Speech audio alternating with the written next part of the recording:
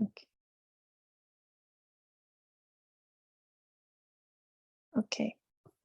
So let's start, and then we'll just help people to land into the space whenever people wake up, or yeah. Okay, Lisa and Tom are also having a session soon. Nice. So yeah, even to use time with you guys who tuned in now for the beginning, because we're going into more dialogue sharing space. So it would be actually amazing to hear you, and maybe the ones who need to leave earliest can also share first. It's a good Sunday moment to bring our voices and see what's happening in the field, also in your spaces. I'll share also a little bit about the themes that we're looking today at the call, but actually would love to hear you guys first, and especially Lisa, if you are in a speaking, even you're under your blanket, but if you are in a speaking or sharing space, it would be amazing to hear. You would relate it to recent events or happenings, also with the sound and playlists when we've been sharing them to our friends or clients or family members to use sounds as medicine. So today we're looking at topic transformation medicine, and Pai is going to give a kind of an opening to that.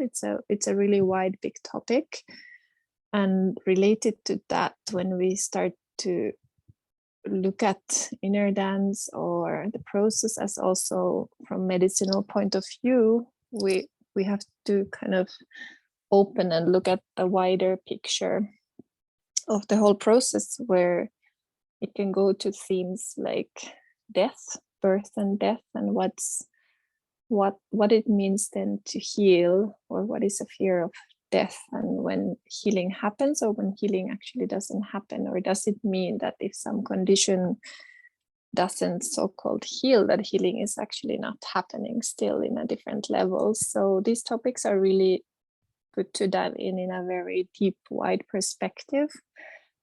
They're coming out in our processes. There's many different themes related to health, healing, death, birth to death, the whole cycle of life.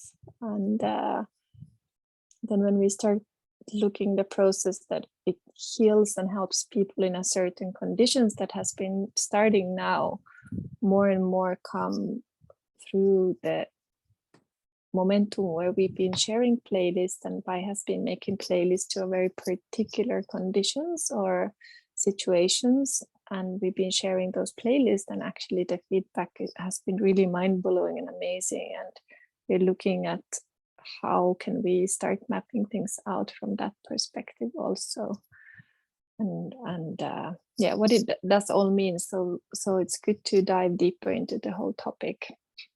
So I don't know, but we could go into that dialogue. I'll check if Lisa, you are in a sharing space, if you would want to share something about how the Josh playlist and the process came about, because we have people who are not in the same group space and who might not have heard yet. But you can tell us if you are in a sharing space with your voice. Kind of check in or update. Good morning. I don't mind sharing. I'd rather not put my camera on because I've seen in bed. No, okay, but beautiful to hear. You can reflect and tell us. At least brush my teeth before I speak to people in the morning. It's so nice to see you, even if it is 6 in. You look nice and fresh though in Italy. Doesn't it look like 6 in for you? So this topic is becoming actually really close to my heart, just because of this little Josh, who is my nephew's son. We've been rolling out this playlist for him because he's had these learning. How much do you know about this, Italy? Do you know the history of Josh or anything like that? Or do I need to keep you up to speed a little bit about it? I think it's more, it would be amazing to tell, you can squeeze it, but tell the story for everyone, because we have 3 groups that will also listen to this call and the recording. So it would be amazing to hear the story and narrative, and also now what's been happening. Right. Okay. With that, so, thank you. So I gave my my nephew's wife a one-on-one in a dance. She's very open, and she loved it, had a great experience out of it. And then she was asking if I'd be able to see her 7-year-old son called Josh. And I was like, not really sure about this, because I'm not sure he's going to be able to lie still for an hour. So I got hold of Pi, who very kindly said that he would rustle up a playlist for Josh. And I know Pi was super busy. So anyway, he made the playlist. We handed it to Josh. He was meant to play it 3 times a week. And Pi was like, well, don't expect results for at least a month. And, you know, we'll see what happens. You know, don't have expectations, but we'll see what happens. Anyways, so within a week, this little kid who has learning difficulties, he's got undiagnosed ADHD. His father's a doctor, so didn't want to give him a label per se. He's not on any prescription drugs because of it, but they've had a very difficult time with him. He can't concentrate at school. His energy levels are all over the place. He's unempathetic because he's a bit on the spectrum, so he finds it very hard to get into his heart. Anyway, within 1 week, this little kid started to show changes. So not only was he easier to talk to, like when he talked to you, he could engage more. He'd look you at school. So after another week, the feedback from the school was that, you know, it's very strange. He's concentrating more. They played a video about the sea being full of plastic at school, and this little boy was bawling his eyes out, like crying and saying, we must do something, and I want to do something about this. So came running back home to his mummy, giving her the biggest hug, saying, we need to save the planet. We need to help things more. We need to help Mother Earth. And the mother almost literally fell off her chair. She's like, who is this child? Who is he morphing into? I don't recognize him anymore. And then the other thing, which was extraordinary, what happened, is that he stopped peeing the bed. He's never had bladder control at night. So he has to wear those pull-up nappy things. And he's completely stopped wearing them now. This is a month down the line. He's been listening to the playlist, probably about 6 weeks. So not only has he stopped wetting the bed, his all the best characteristics of him are coming out through this amazing playlist. So the latest thing that's happened is that Pi made another playlist to help people with recovery with sleep and things. And as an experiment, we're using this other playlist. Now, I believe that the other playlist took a lot longer. There's many more layers of sound. It's like much more complicated to make. But when Josh listens to this playlist, it's not like the same. The original one, he'd be very relaxed into it and required no effort. This one, the first time we put it on, he became activated. He's like, Mum, why is my hand moving? This is really weird. What's happening to my body? And the mum was like, it's okay, just the energy removing blockages. You just drift off to sleep. It's fine. But he's not quite reacting the same way to the new playlist as the older one, the more simple one. So after checking in with Pi, we're like, okay, well, let's give him both playlists. So we're staggering it to introduce the newer one, the more complicated one to him too. And Pi was suggesting that maybe we stagger it so that, excuse me, early morning, and I haven't had my coffee. Stagger it so that he doesn't get overly used to the original one. But yeah, so we're keeping an eye on him. I'm rolling out the playlist to other people. There's a 21-year-old client of mine, again, who has ADHD and many different issues and can't sleep. So I've literally just sent it to him now. So I'm watching the space to get feedback. And also to another little niece of mine who's been having health problems as well. So I've rolled out the playlist there. So I will be keeping the group updated with everything. But I mean, this is extraordinary. This is groundbreaking, you know, rather than send a poor little kid to a doctor and fill them full of pills, let's give them a playlist, let them fall asleep listening to this amazing sound and wake up just completely revigorated. So yeah, I'm terribly excited about this, as you can probably tell. Yeah, I guess that's my Josh update. Otherwise, we've been holding space Tom and I have been really working on our group space. We're doing workshops next year. So we've just been spending the evening brainstorming about how we're going to, as Tom likes to say, we're using inner door as the doorway, and we're going to help people walk through the doorway and then do all the learning, so do the theory as well. So we're going to combine it with a cacao circle and then do the theory of inner dance in our workshops as well, so which will be fun. So yeah, it's really exciting. We're getting great feedback here in the UK. The classes are very full. It's really, really needed here. Not a lot of people have heard about it here, but yeah, we have people who keep coming back and back for more. So yeah, all good news being sent over from the UK. Do you want to still, if you want to share about your mother also? Oh gosh, yes. So, thanks, Italy. So yeah, my mum has got Alzheimer's, and we've made her a playlist as well. Guillaume, who was in Turkey filming, came over to film in the UK. My mum and on one of the classes as well.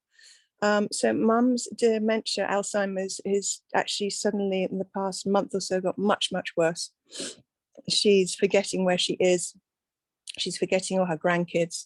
She's had it for about 5 years, this Alzheimer's, but for some reason it's just massively gone downhill now. So she needs 24/7 care. So we filmed mum with this playlist, and also this is something that again I'm going to do every time I go down and see her. It's a very short one. It's 20 minutes long. But the first time we tried to do it was not the right day because mum was very distracted. She listened to the music. It was very distorted, so mum was just getting angry, and it just wasn't, it was a bit, I think it was a bit complicated for her brain, to be honest. When the sounds were manipulated that much, her favorite things were going backwards and very slow. She couldn't really comprehend. So then we played a bit of the playlist, which was much more simple. It was very it was the songs that she used to listen to growing up, and poems she used to say growing up, and we just manipulated the sound a little bit, and she loved it. She got so much out of it. You should have seen her little face lying there. Literally, she got transported to a different planet.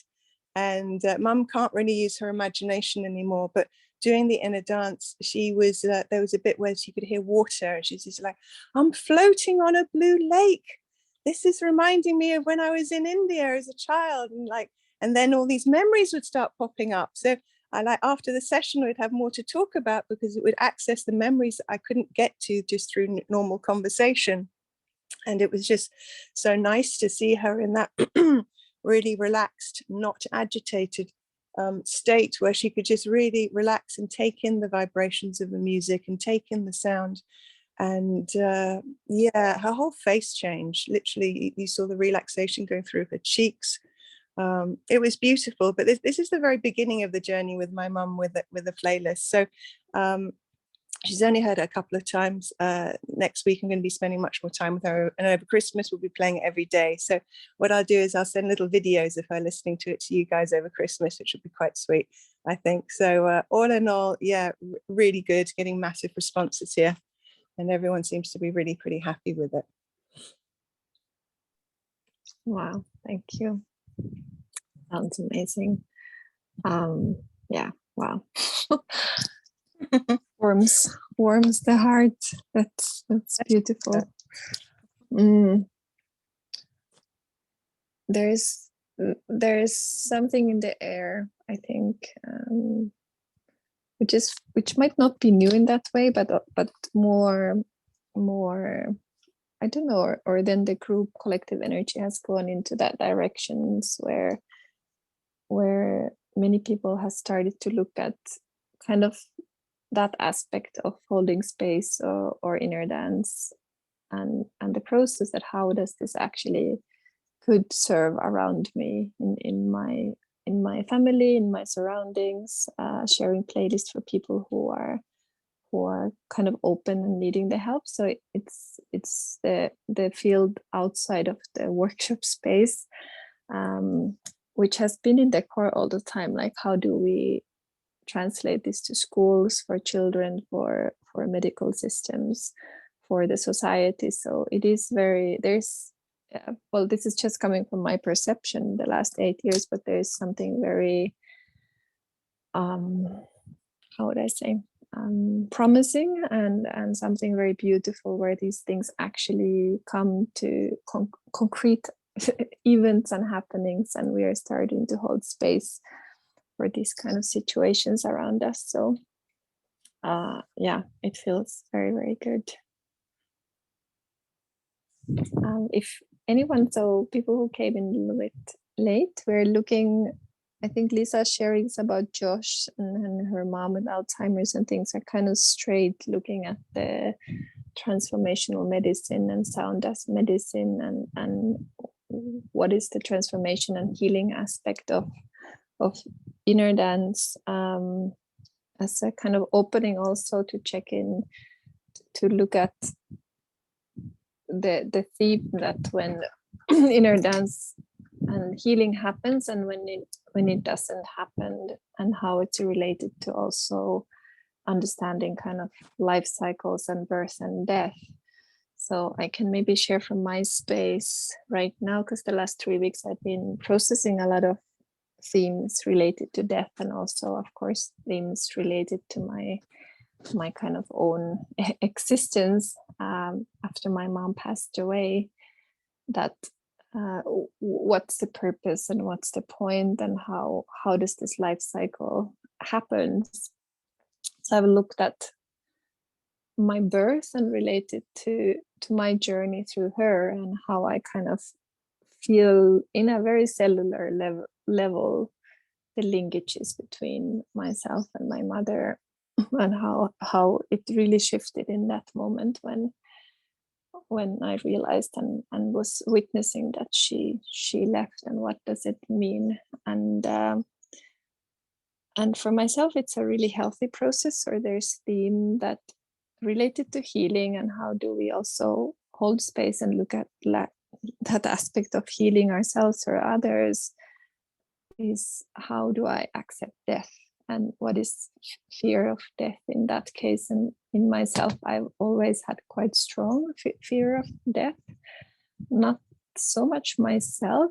If I'm reflecting now, I feel like the fear of death that I've had towards myself being more implemented from my surroundings than that I would have hold it myself so much underneath. But I've always had a really huge fear of death to people around me, the close family members, and especially my mom. She was the number one. So since I remember that I was very young, I questioned her when there was a story. My mother and father belongs to church, but they didn't put me and my sister to church. They wanted us to decide in life if we want to find our own belief systems or join something or whatnot. But we still went to this kind of church play groups in the mornings, and one morning the lady had told us in the morning like a story of Jesus, and put in these pictures of Jesus, and he had a gray hair in one of the pictures, and then the story of his death.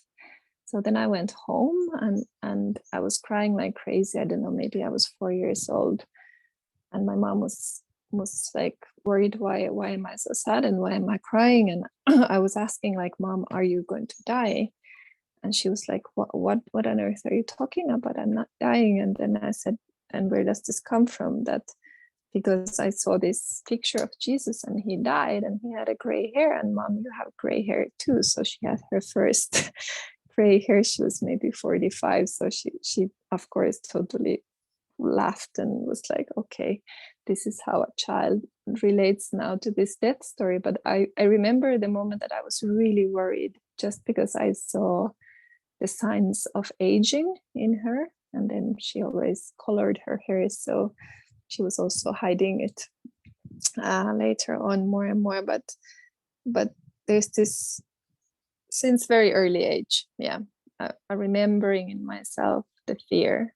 And then I related in my process to also to a pain avoidance cycles, or like avoiding things and coming from a society where death is quite a taboo in a way. So we die kind of hidden. It's not shown. And I didn't witness so many. I have only one very close person, that is my grandmother, who died 8 years ago, and she went through a very long Alzheimer also. So I witnessed her exiting. She was 93 years old. So, and she gave us time to get prepared for that. So that was my first process to look at it. But outside of that, I haven't really faced it. And now when I'm going through this kind of death process, or processing in myself what it means when the closest person in my life just kind of disappears suddenly, I feel right now it's a very healthy process, and I can start linking many patterns in myself where I've kind of programmed myself to this world of fixing things and trying to heal.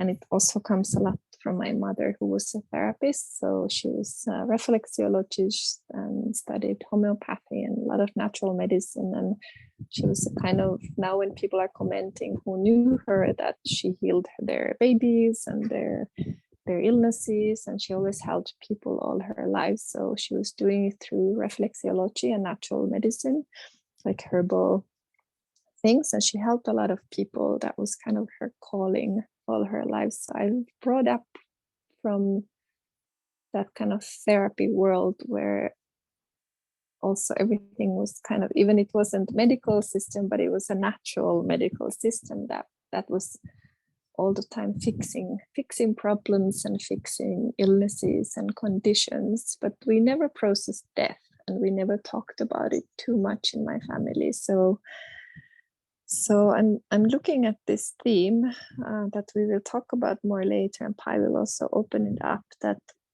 when healing happens, and when that's the goal, and we are trying to fix things and heal things, and when it doesn't happen, why it doesn't happen, and how do we even reason these happenings? So maybe that could be something, if someone else has any thoughts, any sharings, any related experiences to look at the theme, before we also then start to go towards the theory with Pi later on. So it would be amazing to hear your voices in the space. So if anyone wants to share, you can just unmute yourself.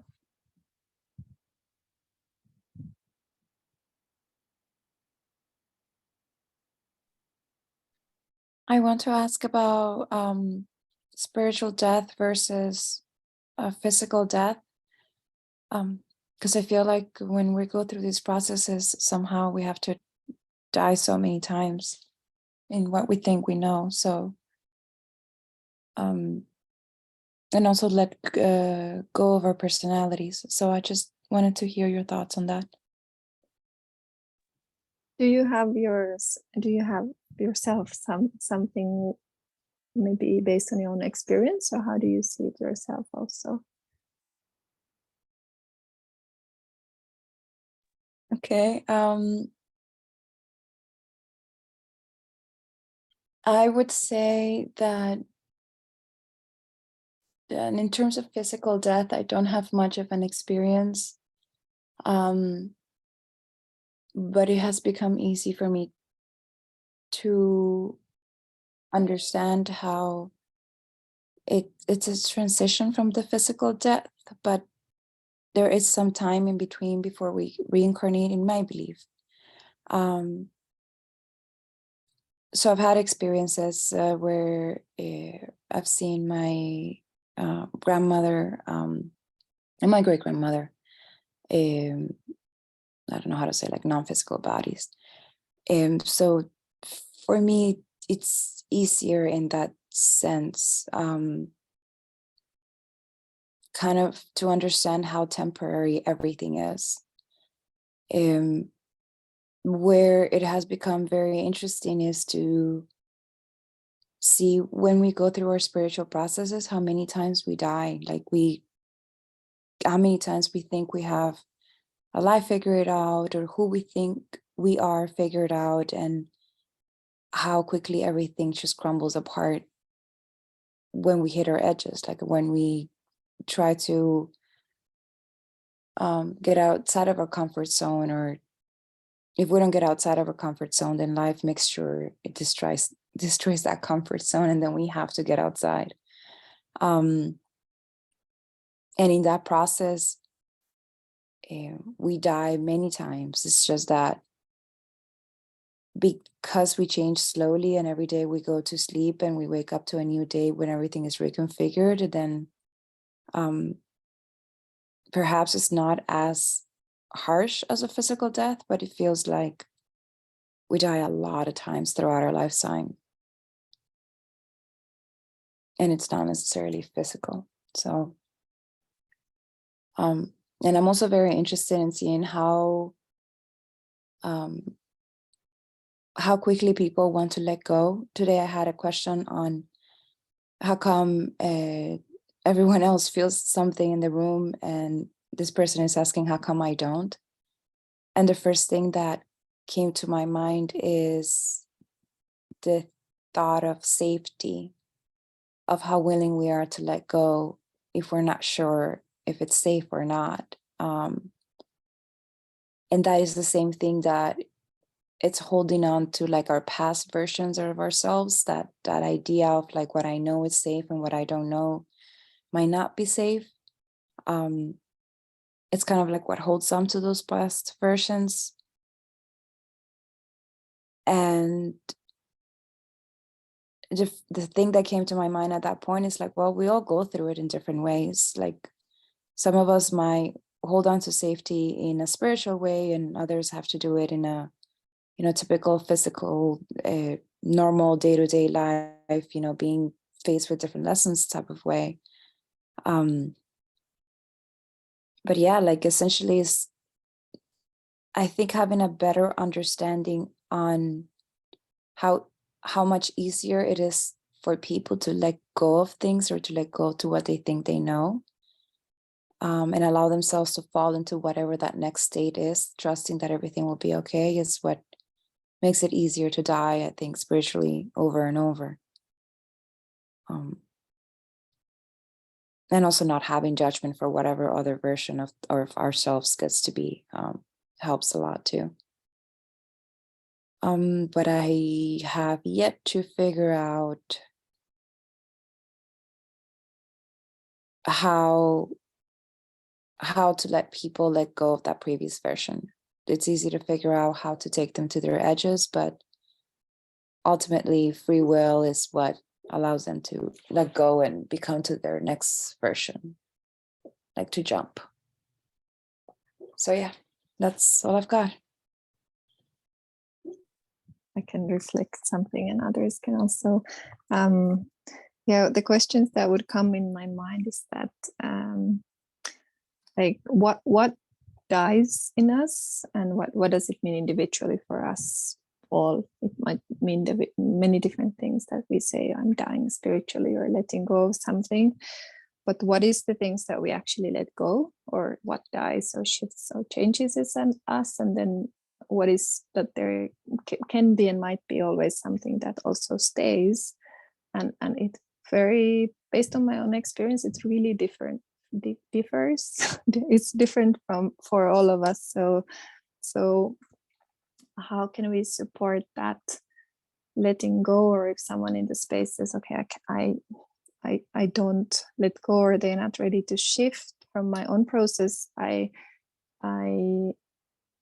was looping, and we were talking yesterday with Fanny about looping processes in life, and also that maybe sometimes they're meant to come again and again and again, and they change and they shift, but we might confront same challenges and aspects of ourselves or personality or patterns over and over again. But in myself, there's been like a shift, like, okay, now this aspect of myself I let go, or this dies, but something might stay, and the next time I process it, it can be just in a very different light. It can be lighter. There's a different layer of it. So I've kind of myself let go the idea that something needs to change in me, like boom, like now I'm a different person, or now I'm rebirthed or something. The feeling and the experience might be, okay, I died and now I'm birthing myself. And then when some of the loops or the same patterns come up again in myself, for example, I process them, but they might be very, very different layers and levels of the same situation. So when I've experienced it, that, okay, I cannot let go, there's always been a meaning why I'm not ready to let go of certain aspects in my process. And it's been actually healthier for me to take it slow and go in my own rhythm without a pressure from someone saying you need to let go now and change and shift and transform or awaken. So that creates an agenda for me already in the space. So I would go back to the trust word that we use a lot, and trust people's rhythm in their processes also.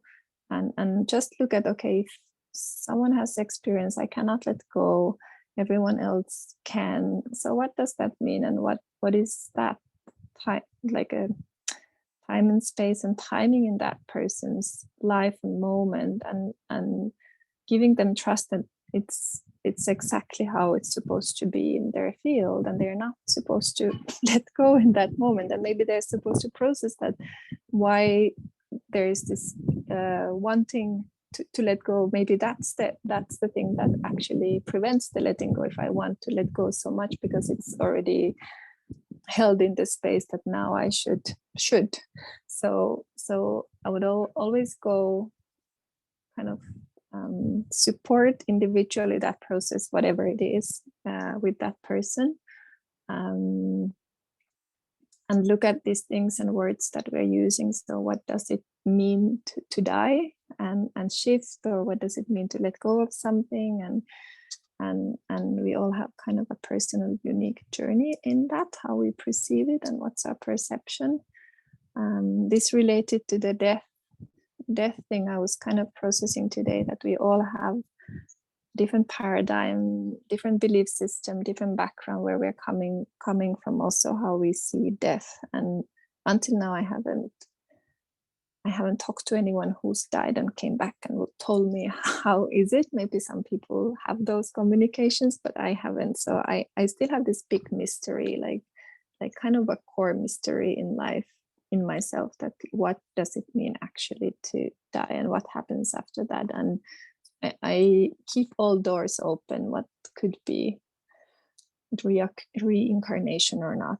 I actually don't know, but I believe everything and nothing at the same time, in a way, in that field. So it is really interesting then to look when people go through processes where they describe, or near-death experiences that happens often in also in inner dance and different other processes too, like when they and people who have almost died and then they come back and they describe how is it. So yeah, it's a good topic to munch and digest, even the words, what they mean. But in my perception, something in us, versus that it would be that safety thing in the room that someone can let go, I'm looking at it more that what's their own right timing, and it might not be when others or when the space expects that to happen, or when they themselves expect letting go to happen, to trust it, that the process is kind of ongoing, and we let go in different levels and different timings. So for me, it's a trust process. And of course, that we create the safe space to whatever process to happen will help that space that holds a meaningful, this is meant to be, feelings that, okay, this is my process, this is meant to happen in the space right now. But anyone else, other thoughts about these themes or questions? You can unmute yourself.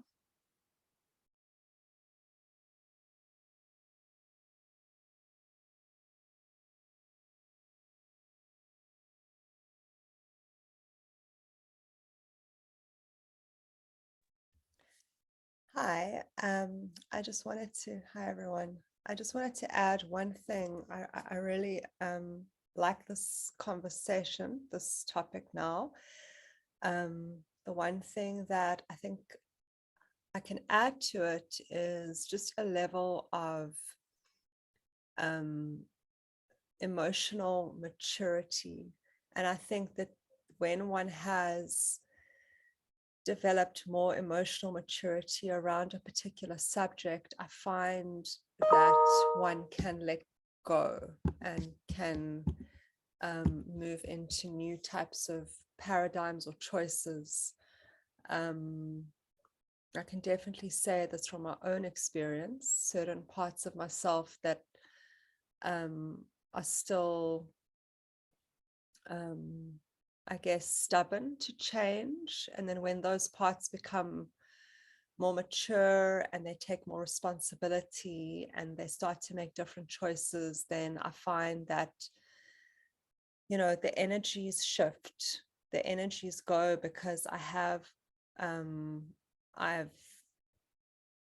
gained some wisdom, but it's come from like an embodiment and not just from my mind.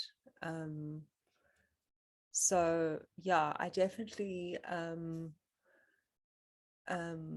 agree and see all those aspects of what you're talking about. I just wanted to add that in. Yeah.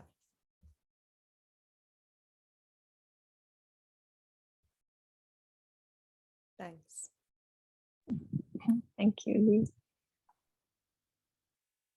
It's a free space to go from here, sharing some dialogues.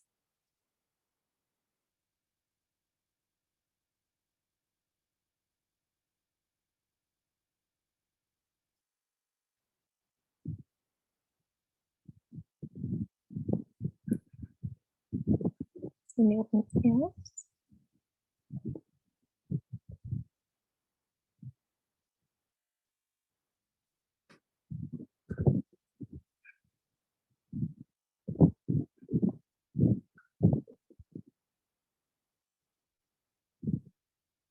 I wonder also, once we have this knowledge of like what it takes to grow and change, to what you both are saying, right, Lei and Ituli, how much of it can fall, and I am guilty of this, can fall into spiritual bypassing. Because once we recognize, okay, I'm either afraid of this or feel this way, or I know my next growth looks this other way. Sometimes I myself try to like hurry up and decode it, figure it out, and get on to like, okay, if this lesson comes from this trauma, then I am going to solve this trauma in 0.5 seconds by doing 1, 2, 3 that I've already learned, and, you know, get it over with and move on with the trauma.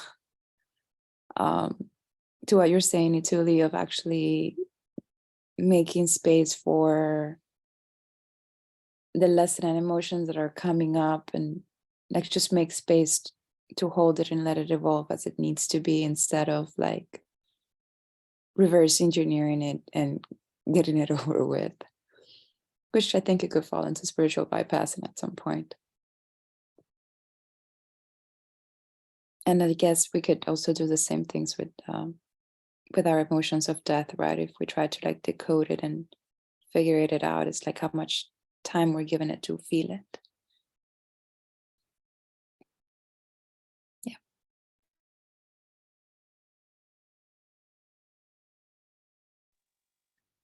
I think there's this theme of like it's related to how much today transformational medicine, healing, problem solving, fixing things, like, and I have the same pattern for sure, that I want to fix things, and I haven't had many times patience to just accept and surrender and let things be, but I'm trying to find a cure.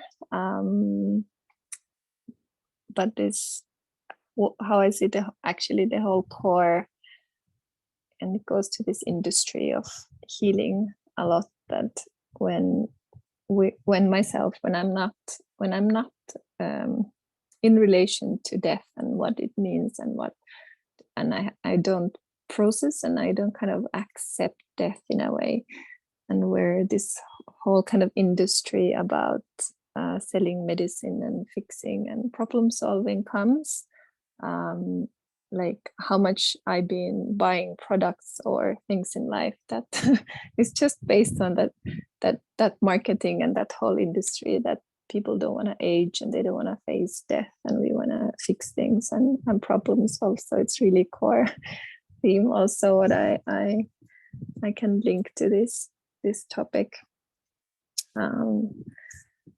Yeah, anyone else who feels to go from these themes or any sharings related?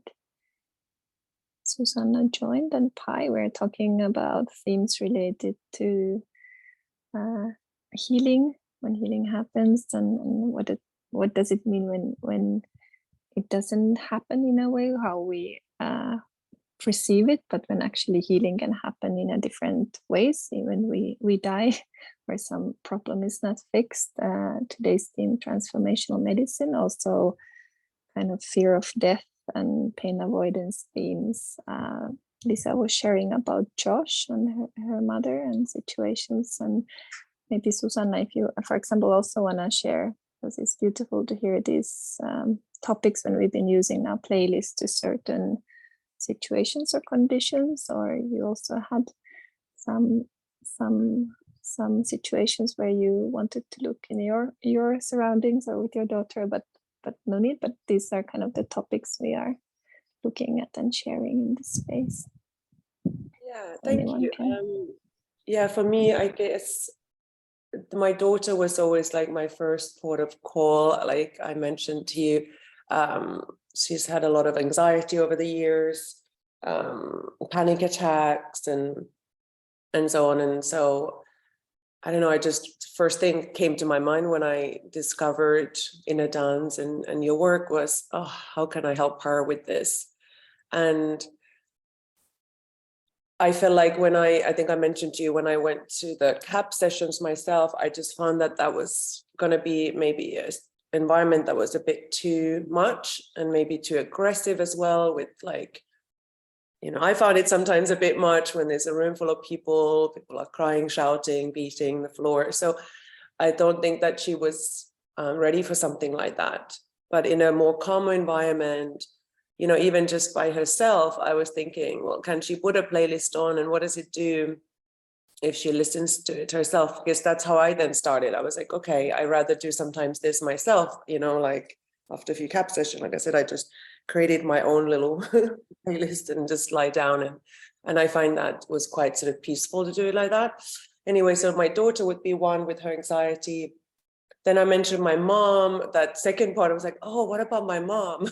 Because she had a stroke that affected a part of her brain. And I wouldn't even know, I would probably know so much about brain, he would be able to specifically tell where, that a lot of her words sometimes don't come out because there's a scar tissue in part of the brain that is obviously to do with vocabulary. So stimulating, I was like, oh my God, this could help my mom, and stimulating that part of the brain. Then I thought, oh, my sister, she stutters, and that also is to do with brain. So my mind has been always like, oh my God, how do we help? What would be the way to you know, start? What is the music? What is the playlist? What is the way in, you know? So yeah, sorry, I'm taking a lot of time just mumbling around.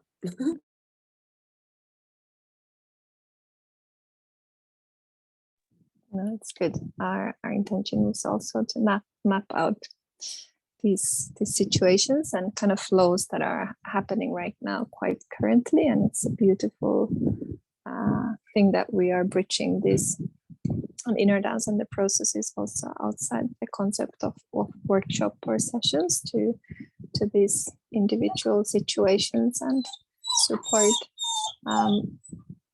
Yeah, we could take a few more sharings before also Pi checks in. And if Kim, you are Sorry, our dogs came to bombard me. Kim had also some situations the past weeks where she's been sharing the playlist and had some feedbacks. If you want to share, Kim, or if you're in a sharing space, that would be beautiful to hear live. And anyone else who resonates with some of these topics to check in. And just unmute them. Yeah. Good morning. Yeah, I just woke up, so I'm gonna wait a little bit with sharing. So maybe later or maybe in the chat, but I forgot about the call. So yeah, just need some time to. It's okay. We realized in the beginning this is either midnight or like 6-7 a.m. to most people. So this is kind of a call where we test how where is your brain. That normally is okay for me. Yeah. We'll open a sharing space later too. It's just nice. It's nice to hear in this community call some of these happenings where we've been now using kind of sound as medicine and sharing, and the feedback is actually coming, so we can also like look at and go into the flow. Maybe Pi, or is there still some, we can open a sharing space later also. Thank you. Okay, hi everyone. It's my daughter's birthday, so I came in late. My daughter signifies transformation medicine, as we were able to bring her into this world through the gentle water birth process. And natural birthing is just one of the most terrifying ideas for many women, especially because they're the ones who have to go through the ordeal of facing pain. And there's so many conceptions about possible, mortality rates of mothers and infants who go natural. So I think that's like today celebrates something I feel, and yeah, I love her to bits. So the good news is I invited the co-founder of Transformation Medicine today. His name is Dr. Romy Paredes. He's one of the more prominent integrative medical practitioners in the country. He's really well known, and he's really done like so much to create a shift in patients and doctors alike. So there's something very significant about his presence. He's coming here to Palawan days from now, and for the first time in a long time, we're actually going to be able to sit down. I think it's good timing because I've been working with so many doctors forever within the inner dance construct, and they're interested. They're really interested. They want to know what is in this that is creating the healing effects, because obviously there are feedbacks. There have been feedbacks since the beginning, and the feedbacks are often miraculous, strange, mysterious. It happens overnight. So sometimes it's the actual medical practitioners themselves who go through the healing process because they're absorbing a lot. So I think what makes this moment, in fact, beautiful is we have answers to them in a way that prior to this we had the experience and the modality to share with them. So I've been working with Dr. Rami just as I've been working with Dr. Mehdi, Dr. Jonas, Dr. This and that, in the dream of creating an integrative protocol that brings healing and medicine together. Transformation medicine is that. It's a conversation between healing and medicine. Is there actually a split? Because when people state the word healing, it doesn't always mean medical practice. So what would it mean for these to not go into alternations? So that one is the alternate to the other. There are always these differentiations when options come up? Do you go for the allopathic, the Western, or do you go for the more indigenous, the more natural, holistic, tribal ways that go into the energy of plants, the energy of clean water, air, nature? So I think it's really important to state right now that we're not canceling one out for the other. And somehow inner dance comes in the space in between, because inner dance has a medical aspect to it. It's not just a shamanic, spiritual, energy-based thing. It somehow has these effects in the brain and in the nervous system and in the other systems in the body that seems to have these observable and consistent effects about it. So I want to go into, now I want to enter this ongoing conversation with you to share a lot of the insights transformation medicine has to share, so that you yourself might be able to bring this into your own community. All of us know doctors and nurses and other practitioners. We're related to them.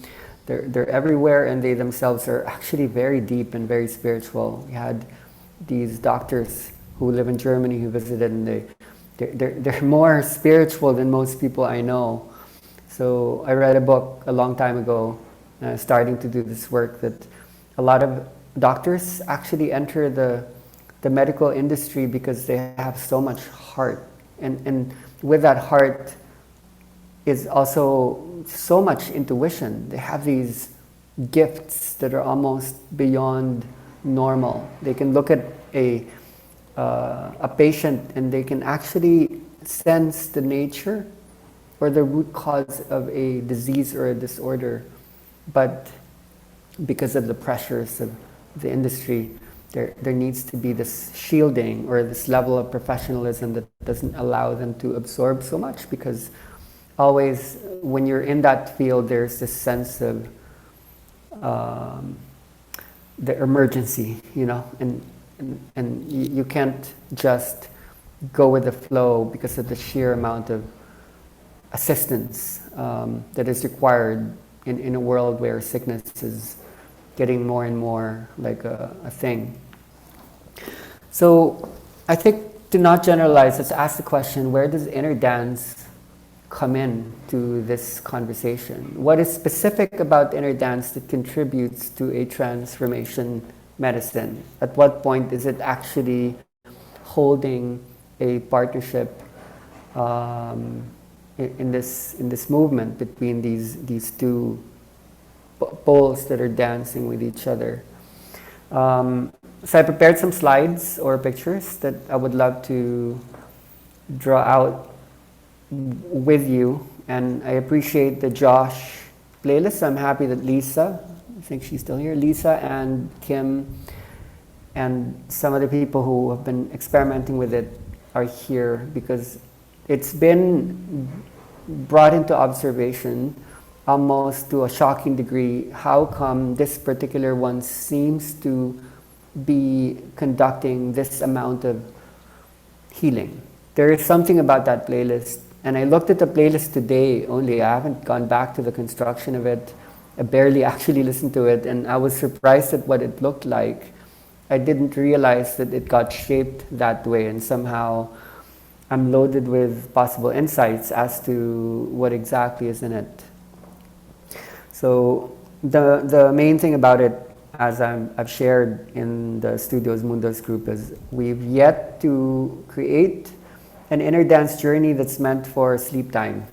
Most of the time it's for, okay, you show up along with a whole bunch of other people, and then there's this wave that takes you into a deep journey that could either be emotional, could be visionary, could be kinesthetic, physiological.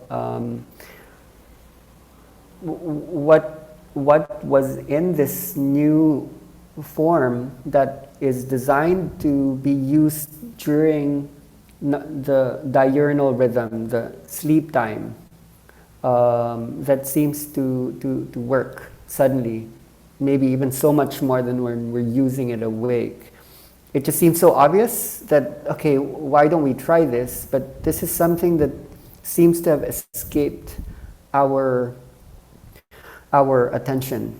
And it's only now, because of the simple request Lisa put out there, that I have this nephew, he's really young, he's 7 years old, he's got these symptoms, there's some suffering in the child and the parents, let's see what we could do. And because that age is not usually able to lay down within a formal session, it just made so much more sense to do something subliminal, something atmospheric, something in the background. So just those situations forced me, within a very, very small amount of time, maybe 15 to 20 minutes, to design a 2.5 hour playlist that could be used to could be used specifically for a Josh type of situation. But right now the Josh playlist has been used for teenagers, for old people, and it seems to have the same effects. Because Josh is 7 years old, and some of the symptoms were that he was hyper sensitive. I had to be very conservative. So the way I designed it, it's quite the polarity or opposite of how Susanna explained some of the type of workshops that's been happening in the world. It's quite intense. I went for the opposite of intense, because I was imagining, okay, this is a 7-year-old boy who's dealing with stress levels on his own. What could we do to give him an energy ball of care through the form of vibration? So alongside these, there's so many possible insights that we can receive of why this is working. Like, people are so in need of this. I'm getting just so many requests. It's an avalanche of, okay, I've got this nephew, this niece, this sister, this brother, this mom, this dad, grandmom, granddad, who's suffering, even babies. What can I do?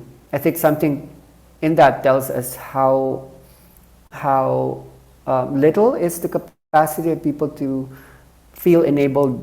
There's a sense of helplessness there. Okay, it's either I go into a psychiatric or a pharmaceutical intervention, the latter especially, which is quite invasive. Chemical would be the solution. Could I find something that's not bearing side effects, something that's vibratory in nature?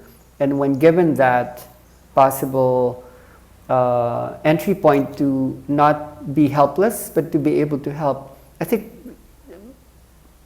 for one, that alone already does a lot, that people feel like I can do something, whereas like I don't know what to do. What do I do? So one of the key main features in inner dance is inner dance doesn't heal. Like, the inner dance facilitator doesn't heal. The main function of inner dance is to demonstrate healing happens on its own.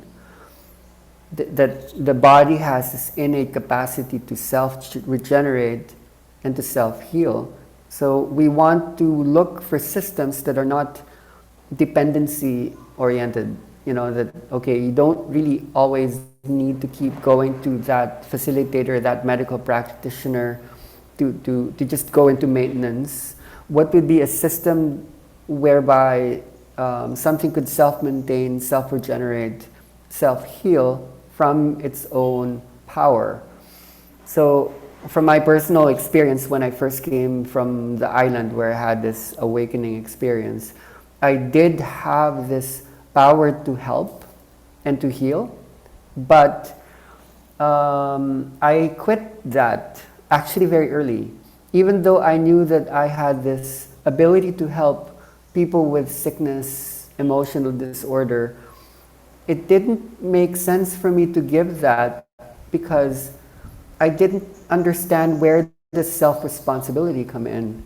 to actually heal the problems of others without the ability to go deeper into the root cause of what's causing a symptomatic experience, that doesn't help. The more you actually try to heal something on the surface level, even if the symptoms alleviate without going into the root cause or the source of the disorder, the thing actually gets worse. So I had to halt. I had to step away. I had to stop making promises. I had to really slow down the anxiety levels of people who are desperate, whether it be like a cancer sufferer who's like, okay, I'm given 3 months or a year to live. I don't want to die. Give me something right now. So in the same way that media is fast-tracking brain states of children that are going into shortcutting, like bypassing, wanting things big, fast, and easy. So it is with people who are going into the medical apparatus or the healing apparatus. I didn't actually see a difference between the options of going into allopathic Western medicine or tribal, indigenous, herbal, shamanic healing. People had the same wanting to solve a problem as soon as possible, whatever the cost, whatever the modality, whether it be weird, whether it be conventional, it doesn't matter. Just take it away, this thing that I don't want there. So in dealing with these patients through my partnership with Dr.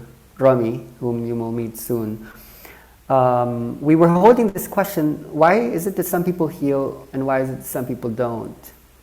And we found out one answer that is the most paradoxical, the weirdest possible answer, the scariest, get out of here, run away kind of answer. And if you're ready for it, it's this. The moment you don't want to die, that is the moment that you probably would. The moment you're resisting death is the moment that you probably will experience or accelerate your death. In observation of those who were able to go into, let's say, an autonomic nervous system surrender moment where I'm okay, I'm done, I'm good, I'm going to let go. Ironically, that's actually the moment when death is displaced, like pushed away, and that's when people buy years. Imagine the paradox there.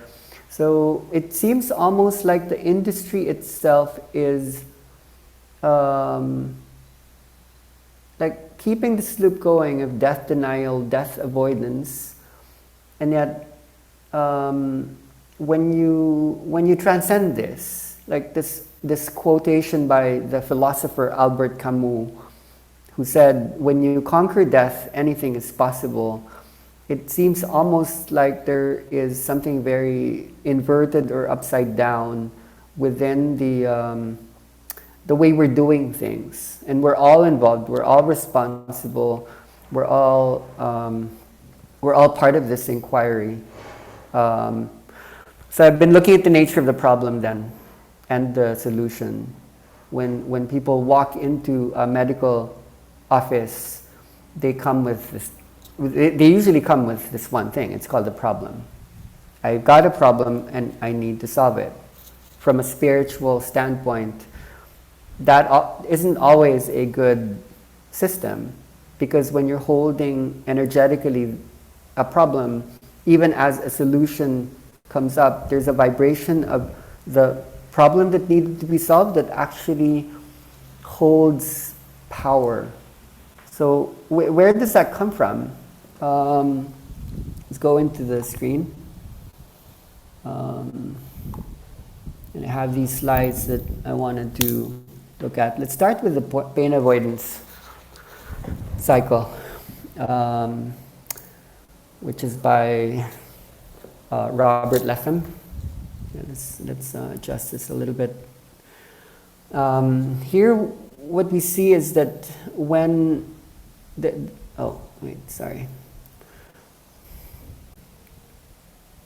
freehand, 3D shaded brush, and black.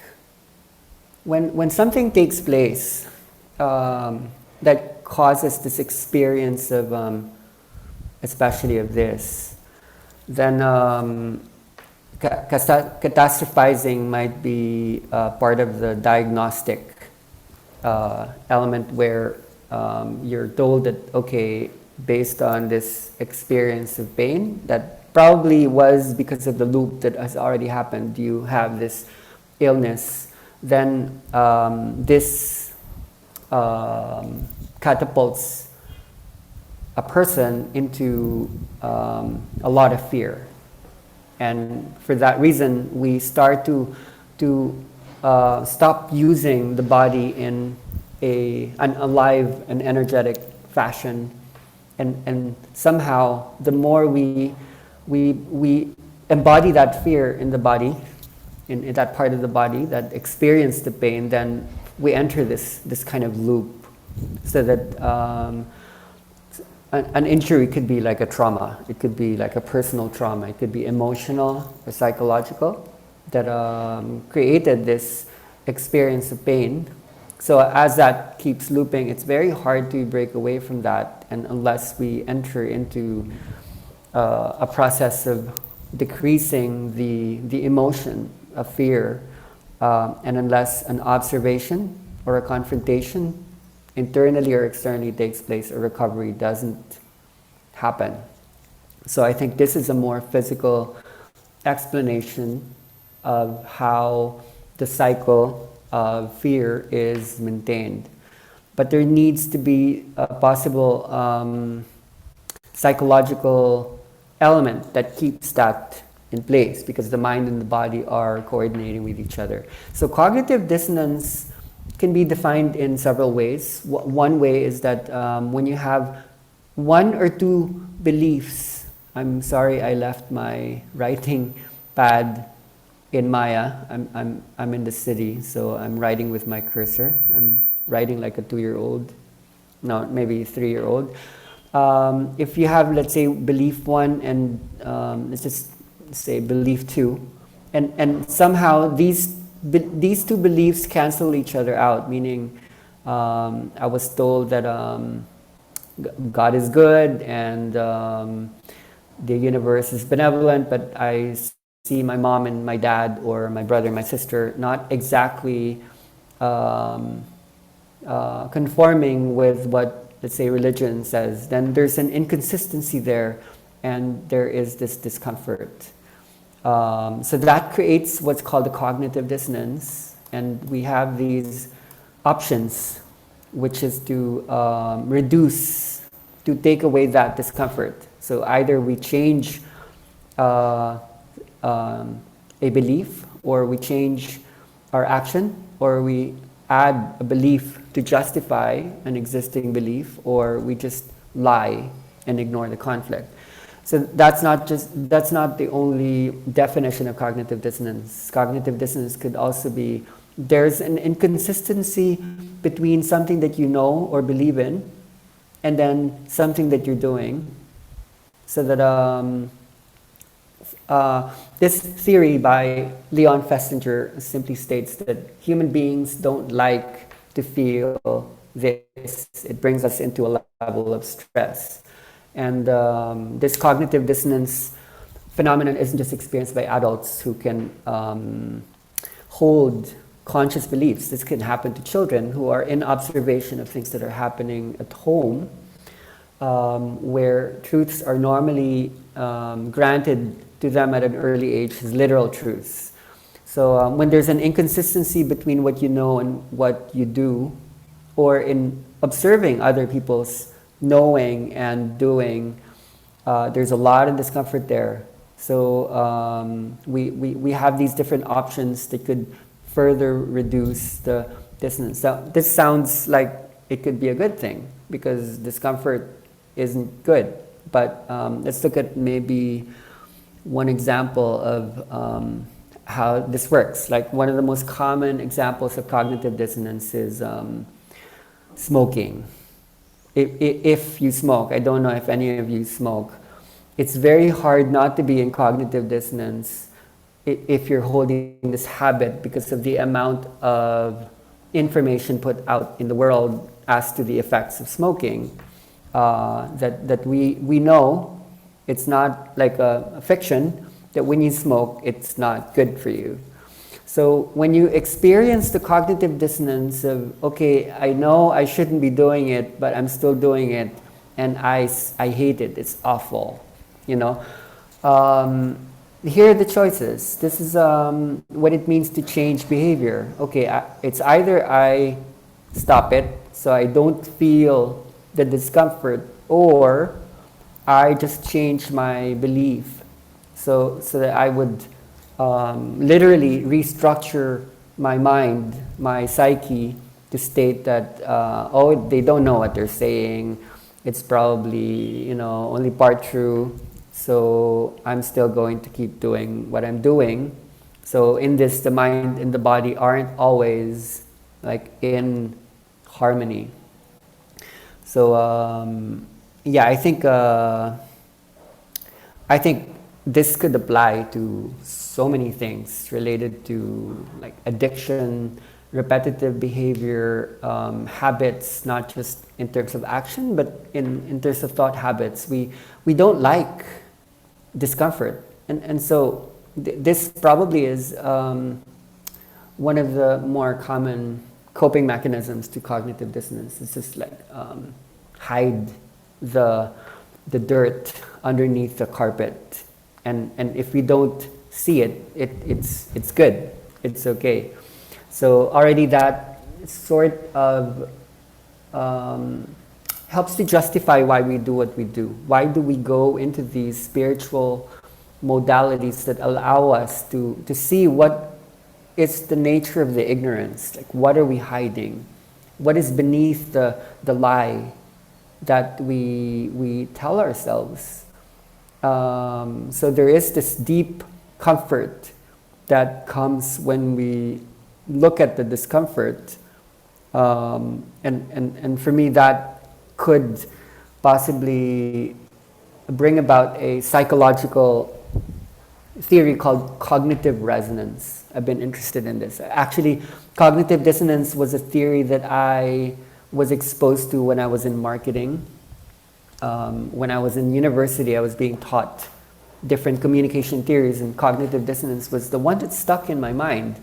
It's something used by the industry, whether it be the medical industry, the pharmaceutical industry, or the shampoo industry, the deodorant industry, the soap industry. It's a technique that is used in advertising, so that if you notice most formulas in advertising, it starts out with a problem. It's either your hair is a mess, you smell awful, no, you don't have any friends, and this technique is very effective when at one point after you state the problem, then the solution is conveniently usually the sponsor, the product sponsor, that this is your solution, and you normally need to buy that solution, and then the problem supposedly goes away.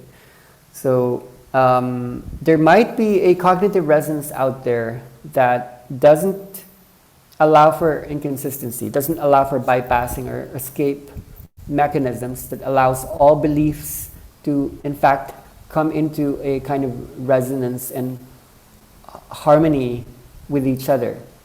That would be interesting, and that would need to travel into a dimensionality that would see all of these things that normally we don't have access to. In that space where everything is valid, nothing cancels each other out, everything's happening for a reason.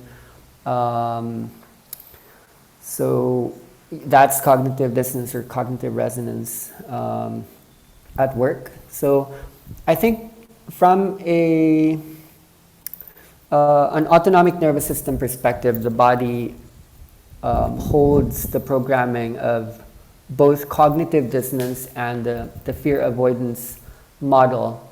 simultaneously, so that the heart, the brain, and our breath holds so much of the coping mechanisms that began maybe when we were young, and then it's sustained throughout our adult years based on our response mechanisms. So in inner dance, most of the time, the response mechanism that we've been looking at is the dopamine cycle, the dopaminergic cycle, which is basically called the rewards pathway. It's the pathway of, now I'm writing like a 4-year-old, pathways of addiction. So that's mostly the blue, the red is the serotonin pathway. We've spoken somewhat about this, how dopamine is released through the ventral tegmental area and goes into these sections that that are, memory, motor functions. The striatum is unexpected spontaneity, and over here something we'll bring up is the amygdala, which is emotions. Right? I really can't write with my cursor. The amygdala is something that's not in this section that I would like to bring up in this model. It focuses more on having strong control over your motor functions and pleasure. That so much of our motivations are based on like pleasure seeking. Perseveration is about getting stuck in a loop somehow, and the dopamine pathway has this tendency that when you start a when you start a pathway, when you go into a habit, it's very hard to actually change that habit. So one of the easiest examples we could bring up in today's, I think I took it out. Let's see, it's somewhere here. Here, this is the easiest way we can understand the loop. When people pick up their phone, there are so many apps on the phone that could increase dopamine, most of them being social media elements. And there's this feeling of satiation that is brought about not because of dopamine, but because of endorphins. So that after someone is satiated, dopamine actually goes down. So that for people to get that dopamine hit again, they need to pick up their phone again, so that there's anticipation or expectation that brings about this illusion that happiness will sustain itself beyond just a temporal, short moment. So going back to this one, so much of our behavior is determined by the dopamine function, which is something that happens mostly when we're awake, because anticipation and rewards is normally something that we had to program when it's daytime, that allows us to survive, to thrive, if you will. So I want to look at this within different streams, different understanding of like what is balance? What exactly is balance? Okay, maybe this is too scary for now. Okay, so we normally bring up the Vesica-Pisces model to understand. Wait, why is this? To understand the relationship between the sympathetic and the parasympathetic nervous system. But there probably are more efficient and more layered ways to understand this double helix. And I showed this in one of our Zoom calls, but it was blurry.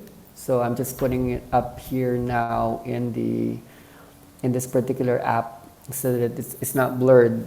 So cortisol is something else altogether. Cortisol is the stress hormone.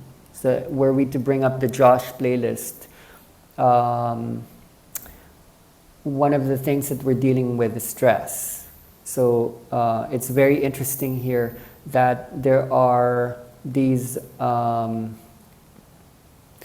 inversions of waves that takes place within the 24-hour circadian or circadian 24-hour cycle that goes up and down.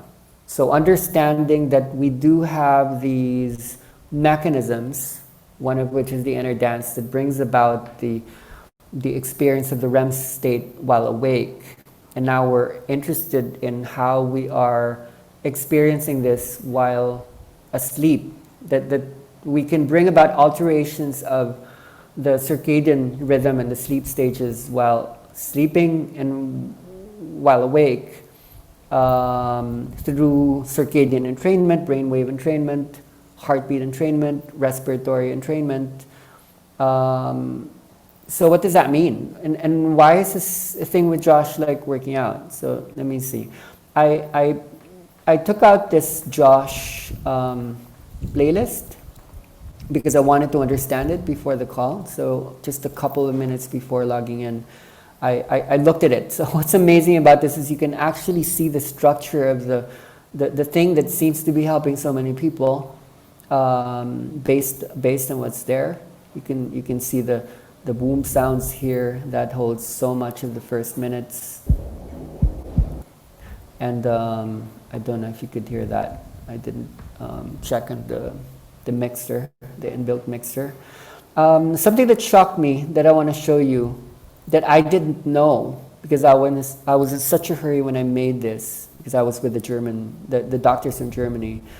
I didn't realize that the last hour, okay, don't mind the number 2, this should be number 1. So this is at the 1 hour 35 minute mark. There was this one track that just kept holding and holding and holding all the way to the 2 hour 36 minute mark. So there actually weren't that many intense waves that was holding the space. They were still there, drowned within a lot of like delta elements. So maybe the next time you listen to the Josh playlist, you would understand the nature of the waves. I put very, very minimal elements of things rising up. So it's mostly like white noise, this choir of angels, like this desensitization device of children playing in the background. You can see how low that was. And the whale song. Could probably talk for days or weeks about the effects of whale song on the brain. And that was it. It's actually quite simple. So when you look at the beginning part, We Dreams is just like this delta track that I like to put in for a lot of the inner dance playlists. It's rather simple. There's almost nothing in it except for like a lot of delta elements before it rises up. The heartbeat holds it. We're not even changing the BPM of the heartbeat.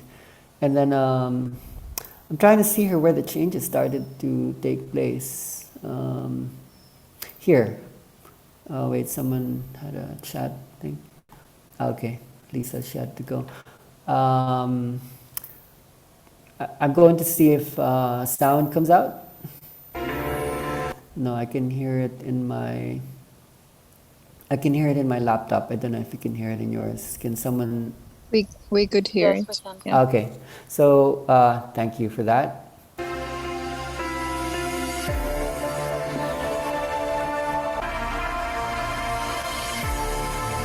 So this is as intense as I allowed it within a Josh system. Like alone, this is what it sounds like, and then all together with the other sounds. So that's maybe about 5 to 7 minutes long before we let it go. And then there was this other wave here. but it's very minimal. It builds up somewhere here.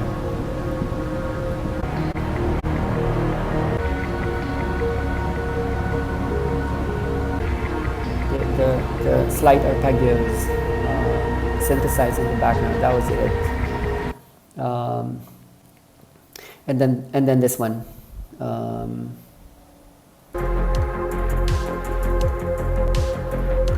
That's about the only time we put in something with a heartbeat, something with a rhythmicity in it. Otherwise, everything was pretty much empty and devoid of the wave. Okay, so I think, okay, then the whale song just goes on and on and on and on and on. So let's talk about what that does possibly. So what is the point? What does that do?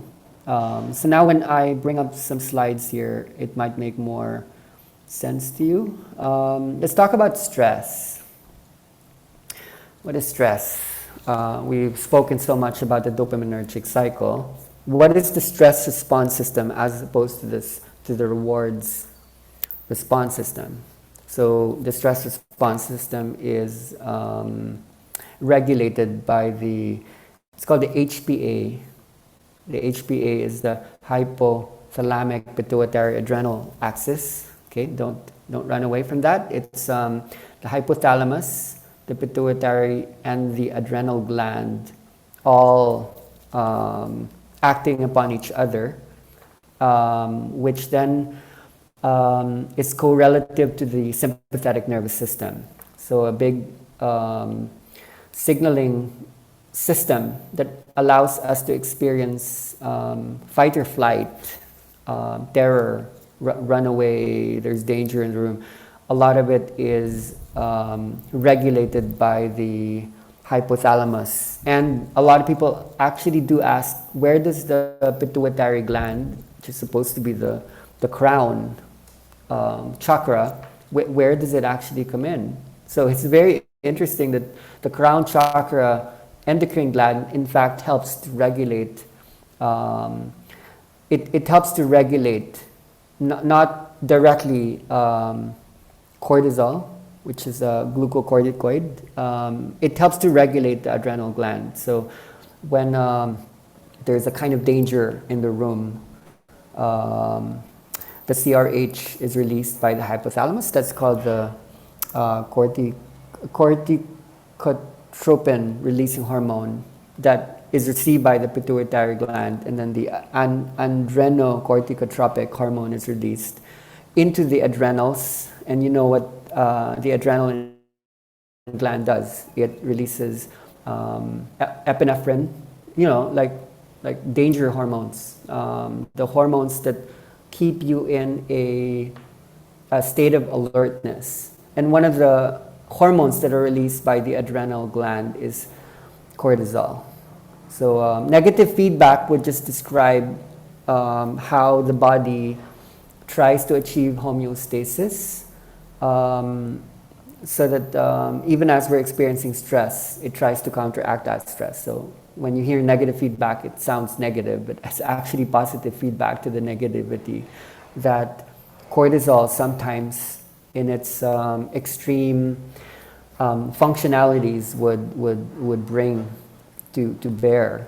So we want to look at this because cortisol in sleep time, it's interesting. Like you want to ask, why does cortisol go up? Okay, early, say 6 to about like, this is what, like 9 o'clock, around 8 o'clock, cortisol peaks. And then it actually goes down as we go about through the day. There have been some conversations, and there should be more conversations around melatonin, which is not secreted by the pituitary gland. It's secreted by the pineal gland when we need to send signals to the body that it's time to go into the dream state. Then it's easy to see why at about maybe 8 to 9 p.m. the body starts to get sleepy as we release the melatonin hormone that allows us to go into the stages of sleep. Okay, so cortisol then goes down. It's interesting, but yeah, you want to ask yourself, why does the stress hormone start to go up in between 2 to 3 p.m. and starts to peak right before most people wake up, you know? So that must mean that cortisol actually has a function that is not just related to stress, that is not just related to danger. And when balanced, cortisol actually does perform a very important task. So when you then look at the red, this looks pinkish, probably is kind of red. Temperature rises, interestingly enough, at a time when we think it should be dropping, core body temperature, the CBT, and then it drops right about the time that we're about to wake up. So that's when our body is coolest, and it rises once again as it comes late. So all of these seem to be inversions of each other. When the blue is going down, the red is going up. So it's almost like core body temperature rises at the moment cortisol actually decreases. And then here you see the blue line goes up and then the red line goes down. So the body's doing something here. And we won't understand this unless we understand what exactly cortisol does. So we looked at this, and then there's this. But this is very hard to read. It doesn't make much sense. We would probably have to bring this up in order to understand some of the functions of stress versus the other cortisol functions that are not stress related. So glutamate versus GABA, this needs to balance so we can experience stability and not just pleasure but learning. We can create new brains if we balance out excitement and inhibition. And in past Zoom calls, we've determined that when dopamine becomes the main pathway, pleasure-seeking pathway, that becomes almost the point of many even spiritual modalities that are trying to go for the dopamine hit. Glutamate is inhibited when the dopaminergic cycle is activated. Okay, it's called the glutamatergic cycle. So I think this reveals quite a lot. Now, one of the important factors in this that we need to look at is that stress also attenuates or inhibits the GABA neurons. So when people are stressed out, this is the inhibition itself is inhibited, which then means that the excitatory elements,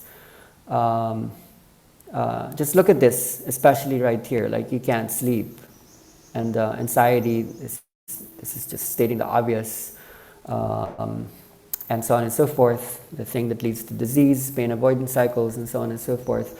When the body is too much in a high level of stress, that means that this just goes out the window, and we experience less chances of this actually happening, so that this becomes the, this is just so messy, this just becomes the state, and maybe that's why this needs to be messy. We just experience a lot of chaos in day and night, so it comes to bear that possibly we are experiencing an inner dance that begins to coordinate these brain waves.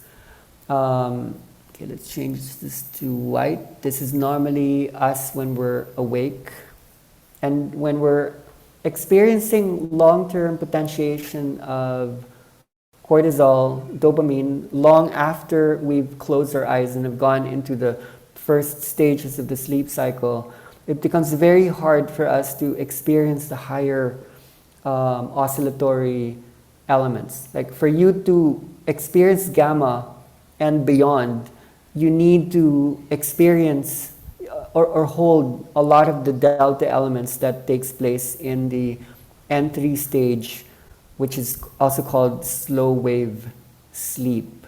So my feeling is that one of the reasons why the Josh playlist is working is because we decided to hold the wave, the 2.5 hour wave in somewhere here, and somewhere here, like barely going above, and maybe mixing in very, very small amounts of gamma waves and then delta, just maybe I think probably like in this range here. This is quite regularized by the heartbeat sounds, and then we put those dream state tracks here, and then this is mostly like the whale. Such a struggle. The whale tracks was here prolonged. It was maybe a little less than 1/3. It's like an hour to 2.5 hours, right? Oh no, that would make it more than 1/3, right? No, that would make it, yeah, around less than 1/3. Somewhere between 1/3 and 1/2. Then it feels like this could do something to our stress levels. That I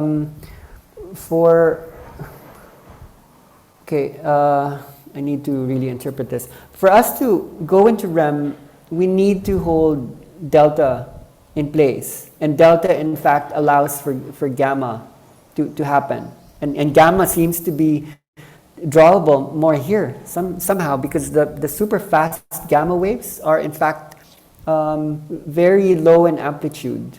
So in a way, they are in fact more inhibitory and relaxant than what we would consider as like hyper reality.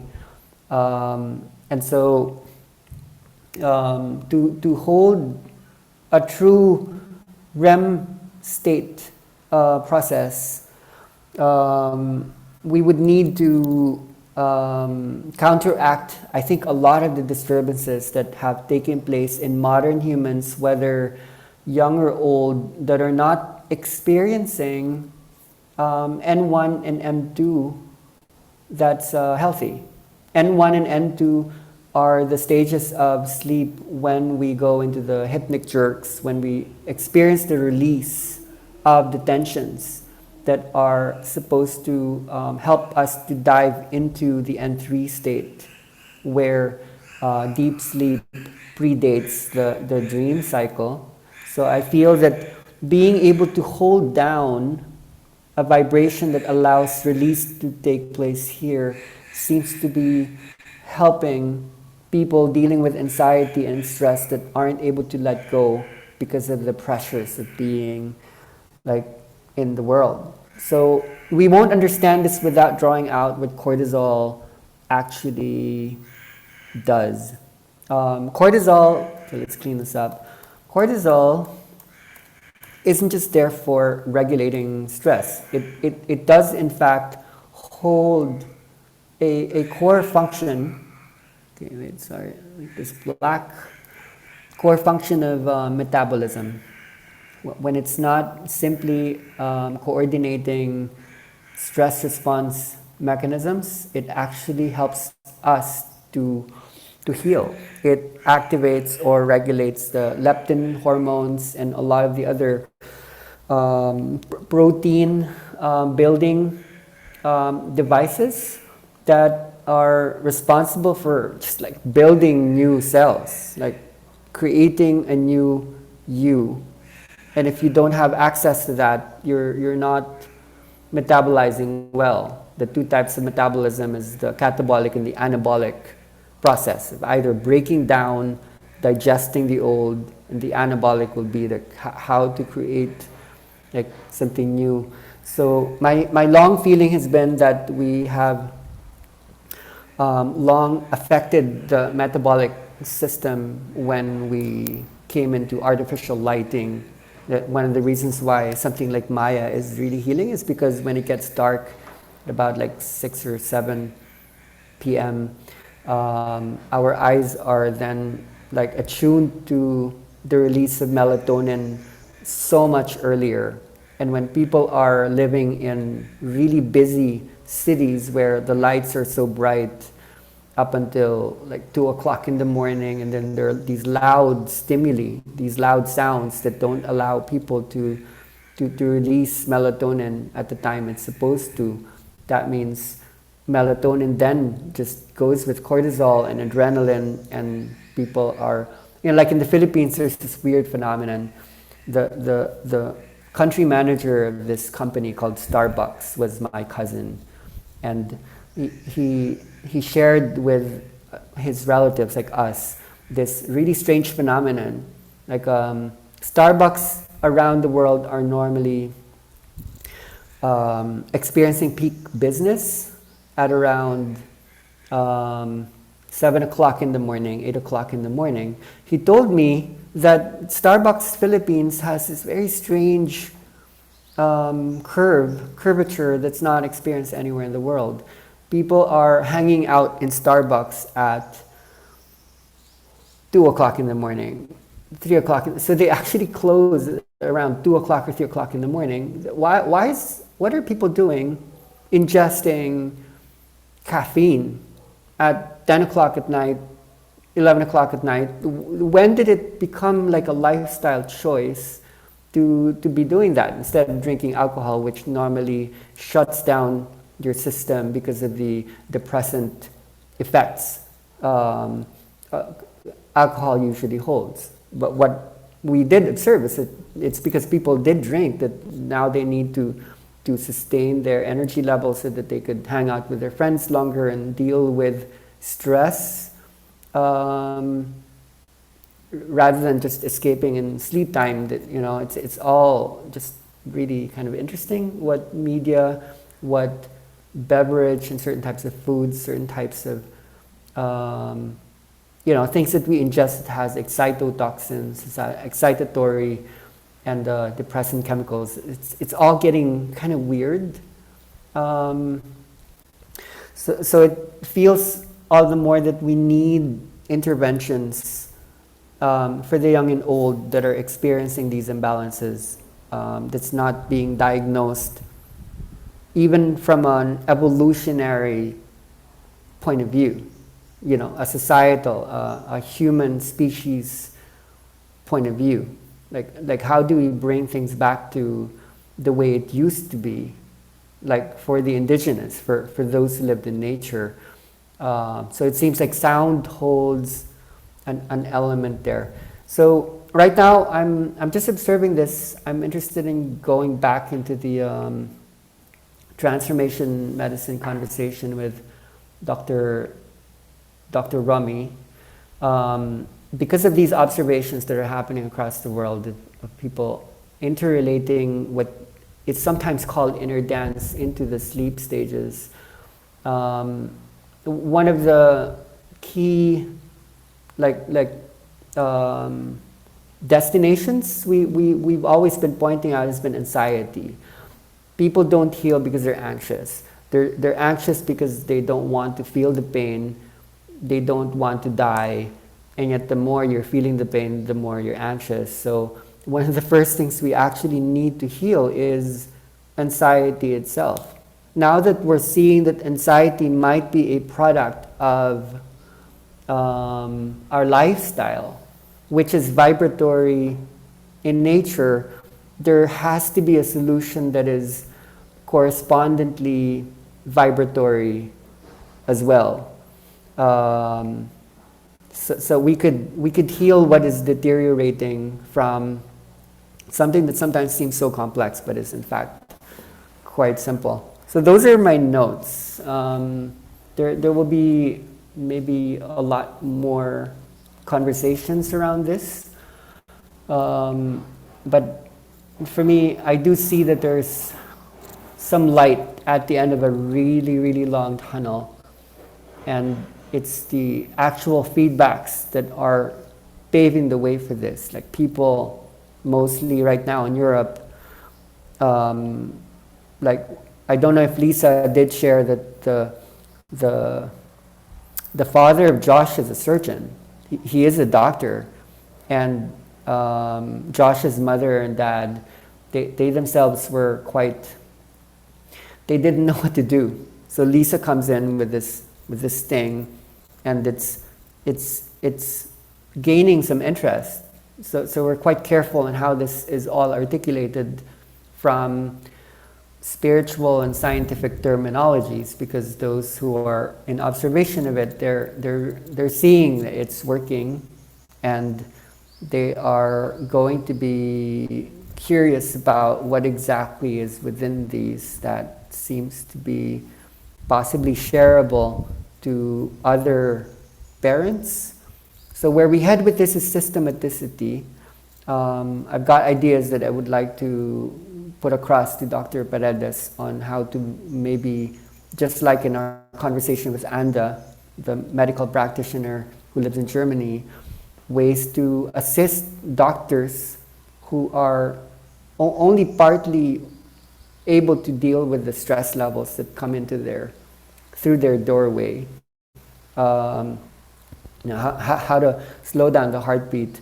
It's quite amazing that we could just prescribe vibrations and create channels where like dialogues and psychological like explorations could go alongside what is going to be opened up by the vibrations themselves. I don't know if this is Dr. Rami, who is the iPhone. It's gone. Maybe he stepped in and he had to go out. He's somewhere going around. The other thing with transformation medicine has to do with this one insight he keeps explaining. Doctors aren't really trained to talk to their patients beyond a certain length of time. And one of the main insights Dr. Rami has shared with me constantly is that he knows that someone would heal with greater efficacy, greater chance, if he can sit down with them longer. But in most hospital conditions, there's usually a long line, and patients are quite lucky if they can have 10 minutes with the doctor. So Dr. Rami does own the Wellness Land Health Institute. He used to have 2 buildings where he could establish the protocols on his own. And there was a high level of success. When I first met him, he had about 10,000 patients. And but he came to me with the sense that what you guys are doing in Bahay Kalipay and Inner Dance seems to be working and needs to be studied, even compared to some of the things that he was doing. So that's how the partnership started to happen.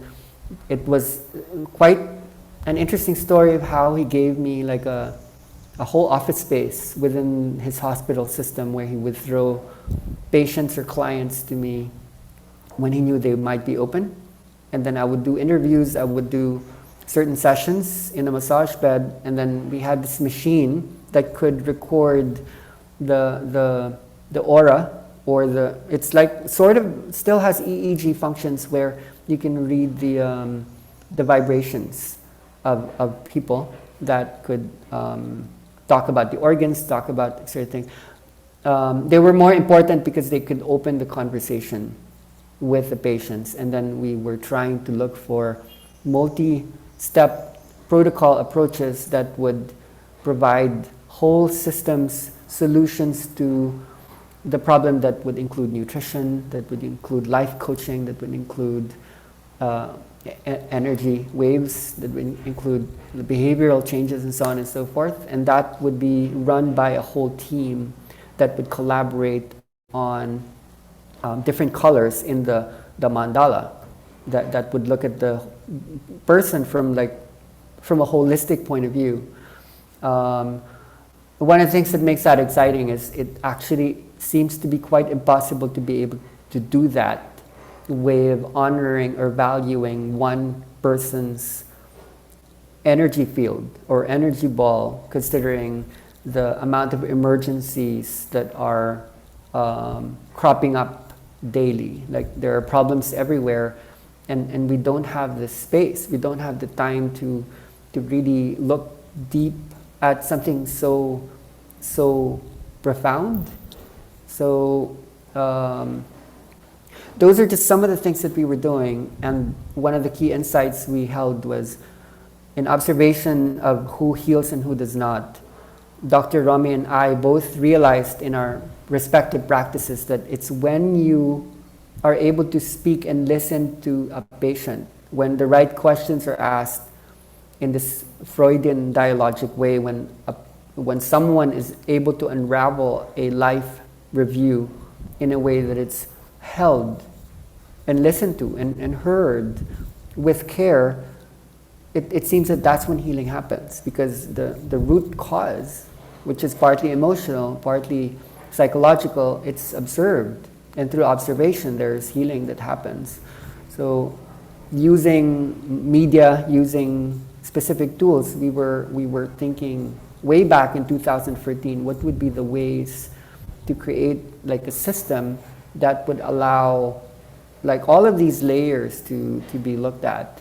So this is something we're beginning to revisit as more and more doctors are actually showing up in our space. So there needs to be maybe specific rooms devoted just to transformation medicine alone, where we begin to map out correlations between the colors of the mandala, the chakra systems, which then would correspond to the endocrine glands that then start to signal or inform what is happening in the respective organs that are color coordinated. And then to match what are the psychological elements that are holding different levels of stuckness and overabundance within, let's say, action or cognition. Actually, what would be interesting is maybe this particular last slide. You've seen this before. Okay, so why inner dance still? Wait, before this, let's look at this really quick. Clean it up a little bit. Why the REM state, whether asleep or not, and then the brain waves, right? Like how do we access gamma, delta simultaneously where real healing normally happens? So going back to this, we've seen this before. Let's make this bigger. The finer waves are happening on the lower region, like near the basal ganglia, brainstem, the reptilian brain, and the slower, let's make this white, the slower waves are happening in the higher regions of the brain, which is responsible for cognition and action. So encoding and transduction would reveal dimensional awareness that is way, way beneath or beyond consciousness. You know, some people might call that the subconscious or the unconscious. These are the elements of life that are just difficult to coordinate because it's part of the infinite and the manyness of information. You know, there's just so much data and there's so much information that we are absorbing every single day, every week, every month, every year. So a lot of that has to be encoded and transduced somehow, and it is actually the lower parts of the brain. If you look at the piano of the brain, the lower hertz levels are actually up here, and the higher notes are in fact down here. So the faster the gamma frequencies aren't happening, when people keep talking about, okay, raise your energy, raise your vibration, it's quite the opposite. The higher vibrations are in fact vibrating lower where encoding and transduction is happening. Obviously, both are important, that we bring things into consciousness, but that we tap into the things that we can't see, that we can't know. So that would possibly conversational in a way. I mean, you can only talk to other people as much as you want. In the dream state, there is an internal conversation happening that allows for the multitude of messages that are very difficult to talk about, because there's just so many. That conversation happens in REM, and REM is really only possible when we are able to establish a whole range of like vibrations or frequencies in simultaneity, and not really just in the first stages of the sleep cycle, when we're still primarily in the alpha beta section of cognition, where we're still trying to solve problems and we're still dealing with levels of anxiety that hasn't really been released, that allows us to go like quite deep, that then allows us to go into something really high up on the vibratory spectrum. Okay, so I think this is probably it. There's some new things in here that I'm throwing in that I haven't had the space to bring into, because I'm not sure how much people might be interested in the complexity. But from a transformation medical set of perspectives, that these are things we can't bypass. We can't generalize why some things happen, why some things don't happen. We're here to refine. So especially for those who are going into the creative mode of things, where you to then start to construct, whether you're using this particular application, you're using Ableton, you're using like a DJ app, you're using the noise app. It really pays to know what is happening underneath the applications, the pragmatics, the tools. You know, to understand even basic terminologies, basic mappings. So even if you do this intuitively, and I was doing this actually intuitively based on the several things I know, but I didn't know I exactly did it in this way. It helps to heal the relationality between like perception and theory, philosophy, theory, and practice. So I think that's kind of important to bring up as well, that a lot of these are interesting, but then what? Then you apply them once you go into your studio. And we're throwing such a big monkey wrench into the energy field here by talking not just about inner dance awake, but what is this inner dance sleeping modality. So I want to open the space with Italy's help. We were inviting someone like Kim, for example, who's been experimenting with the Josh playlist, just like Lisa and Lisa's mom. I think she's holding on to some interesting points here. These are areas of focus she's interested in. Then maybe others who might have some insights to share, questions as well. Thank you for listening.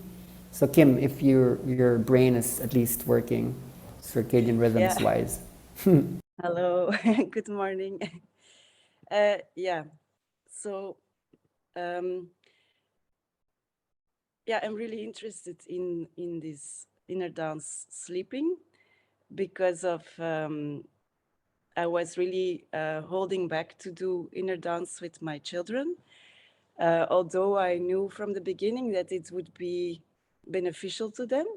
But yeah, there was a big struggle inside of me because of the weirdness and not want to expose me being weird around them, because they have, of course, a certain image of me, and I was like afraid that it would make them feel maybe a little bit unsafe or something because of them not knowing me in that dimension.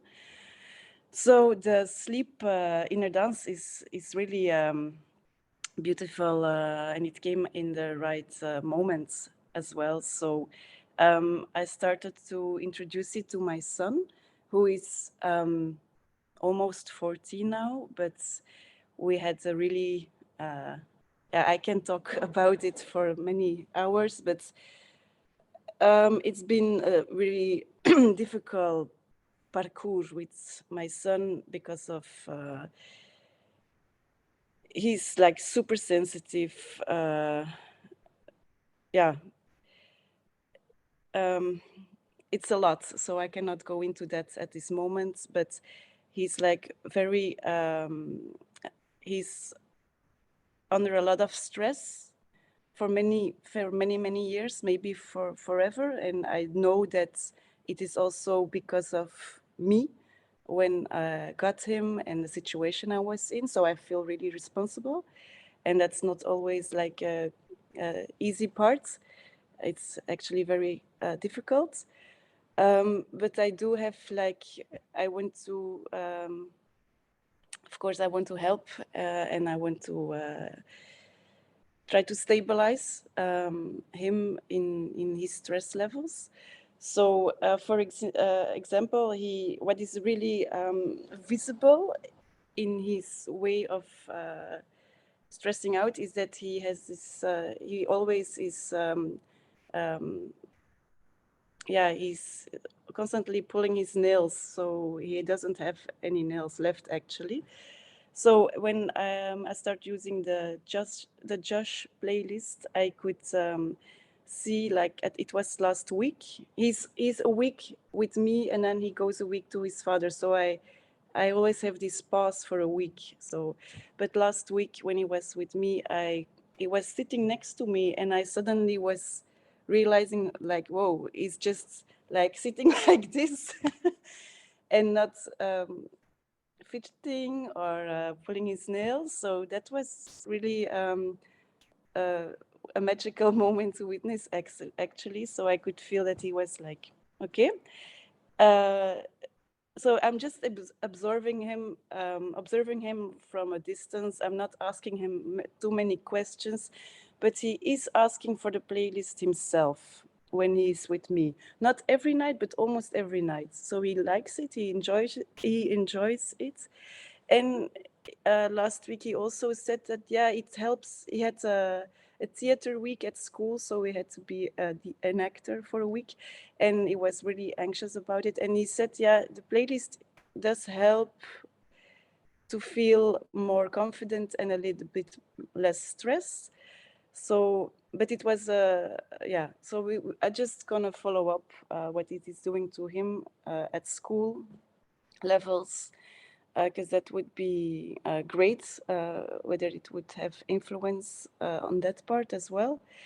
And then my daughter, who is really curious about inner dance, but she doesn't want to go into it because of the weirdness, I know. But now she's been asking for the playlist herself. She just texted me at one night, like, can I have the playlist? Where is it? Can you send it to me? And so now she's putting it on many times, like for 2 weeks now. And she's like, yeah, this is really strange, but since I am listening to it, I'm waking up before my alarm goes in the morning. And yeah, she's a teenager, so for her it's like, what? I should be sleeping till 12, and so yeah, she's waking up before 7 o'clock in the morning, and she's kind of awake, and that's cool. I'm really curious about how it is going to influence her menstruational cycle, because that is completely off track ever since she has started to menstruate. So we'll just follow it up. And so, yeah, because I'm really inspired by the sleeping inner dance wave, I am now reaching out to people who come to inner dance, and under the term of I want to investigate this sleeping inner dance. I am like just I want to collect some data about it, and so I have few people who applied to it. So, but them I sent the home playlist. So I have like an appointment with them next week, and then we will just see where what their observations are going to. And I also have like my best friend who has I also gave her the Josh playlist. She has used it a couple of times. She has really difficult situation with her child. Her son, he's 8, but he's it's very difficult, emotional, complex situation between the two parents, because it's completely toxic with the father, and the mother is overcompensating, and it's a strange situation. But she was here yesterday, and she told me what I am observing now is that he can, for the first time, he can, he's telling, like, why am I always so, why am I experience so much anger inside of my body? I don't want to feel that anger all the time, and I don't want to feel those levels of frustration all the time. So he's gaining an awareness over his own emotional, over his own emotions. So I think this is the first step. But I actually was talking to her yesterday, and he is a little bit, when he's listening to the Josh playlist, when he's still awake, it is if he is a little bit irritated by it. So I was like suggesting yesterday, like maybe she could try the womb room for her son as well. So yeah, and then I gave the Josh playlist also to another friend, the mother of, my daughter has another brother, so that mom is who is also a good friend of mine. She comes to the inner dance, and she has, she loves it. She has a lot of significant changes in her side, in her body, and so that's cool. So she's also using it for her 5-year-old, who is, I love the kid, he's super nice, but he has like these explosions of how you say it, anyways, she is observing that when he had a Josh playlist in the night, that the child is much more empathic to his environment the day after, and he's very peaceful and open. It's something that I want to investigate deeper in my environments where I can, and I'm also using them on the background now for a few times when I give Yinshin sessions to people. So, and it's going well. It's a deeper experience. So I'm very grateful for this. And although all the science, I really am interested in. It's a lot to take in for someone who has no backgrounds in that. But I'm interested in. So thank you. Thanks. Thank you, Kim. We received a message from Natalie within the Studios Mundus group a couple of days ago, where a friend of her had a daughter who entered a coma because of a food allergy situation in September, and the mother didn't know what to do. The possible therapies offered by the hospital are just it's too little. It's not doing enough. So she decided to offer this mother the Josh playlist. And the moment they put it on, some waves in, what happened to the daughter who'd been in a coma since like 2 months ago, she suddenly started to move her arm, twitch, and then she coughed out this mucus substance. And then for the first time, she opened her eyes. And then it was momentary. She went back to consciousness, and then she went back into the coma. And that was just the first time that she used it. So that one is an observation. So there are these stories from people like Kim and Lisa and others, and then you have something like that from Natalie. And these are just a few times that we're actually experiencing this, because there may not be that much of a difference between listening to this asleep and listening to it in a catatonic or comatose situation.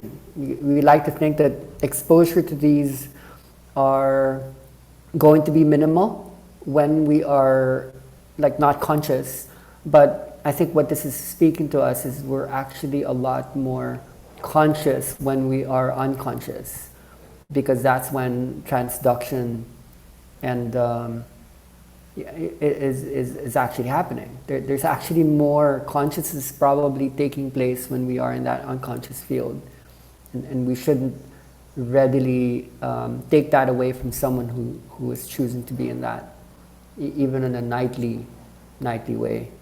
So Dr. Rami just came in. I'd love to introduce you. Can I first Yes. just say that because some people came late, so Lisa shared in the beginning kind of updates about Josh. So if you want, you can listen to check the recording. And what was interesting now, what Kim shared about the becoming empathic, that Lisa shared also, that Josh's mom is like mind blown because Josh actually is showing all these empathic feelings and movements towards environment and earth and around him, and she hasn't seen him that way before. So that's kind of an interesting observation that Kim, your friend's 5-year-old, and Josh is having the same something about empathy waking up in them. But yeah, you can listen to Lisa's check-in also. And let's welcome Dr. Romy, if I can introduce. Amazing. Hey, Dr. Rami, we would love to get to know you just as just to have access to a changing or transforming medical system. That transformation medicine isn't just about that people can, that the true medicine is supposed to be transformative, but medicine itself is transforming. And I think one of the key contributions you've given to the world within the Philippine perspective is that the greatest medicine is actually wisdom. Sometimes we call it information. What Dr. Rami has been doing is, instead of giving them medicine, is giving them education.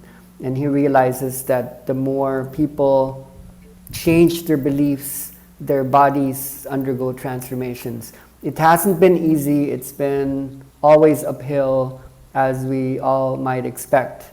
But there's actually a lot of courage and almost like a heroism to go into this kind of work, to swim upriver. So I'd like to ask you to maybe encapsulate what does transformation medicine mean to you, if your audience was a whole bunch of people from around the world who are trying to understand, like, what is healing? Why is it that sometimes people do not heal, and why is it that suddenly, like a miracle, some people just like, So we give you the space.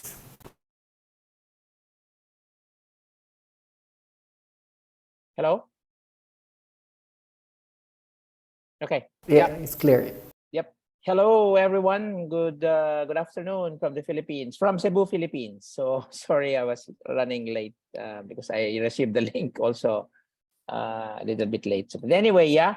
So my name is Dr. Paredes. So I'm a medical doctor, but and I've known Pai for a long time already.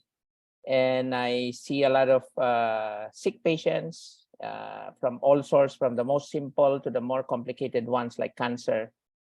And my journey of transformation started when I was in medical school, because I have a lot of questions. Is it just about the medicine that we prescribe, or maybe it's more than that? So because of all those experiences since medical school, I tried a lot of healing modalities, from conventional medicine to Ayurvedic medicine to homeopathic medicine. So I've tried also, some heal, some don't, irregardless of what I use. So, and then I realized, and then when I met Pai, I realized that when their belief structures shift, something magical also happens in their healing systems. When their perceptions shift, something amazing also happened in the human body. Something that I did not learn in the four corners of a hospital, something that I did not learn in a medical school. So, and yes, we are curious and interested to co-journey with anyone else, with different organizations, with different groups of people in this search for what authentic healing really is. Because I see a lot of suffering people every day on a daily basis, especially now that I'm active again in medical work. I slowed down a bit during the pandemic.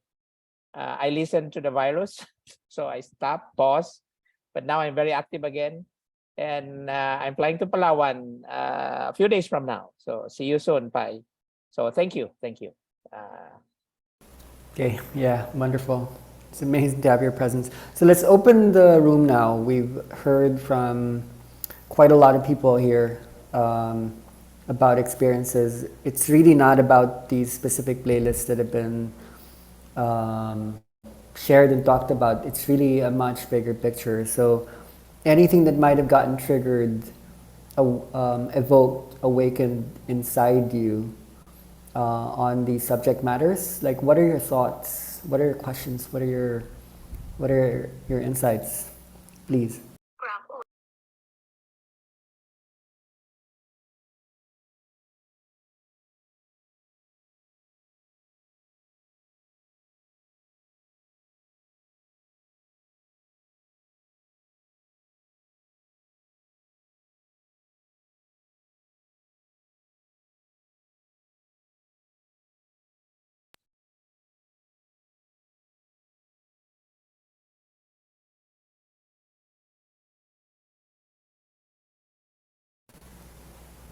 Everyone's shy, or it just is.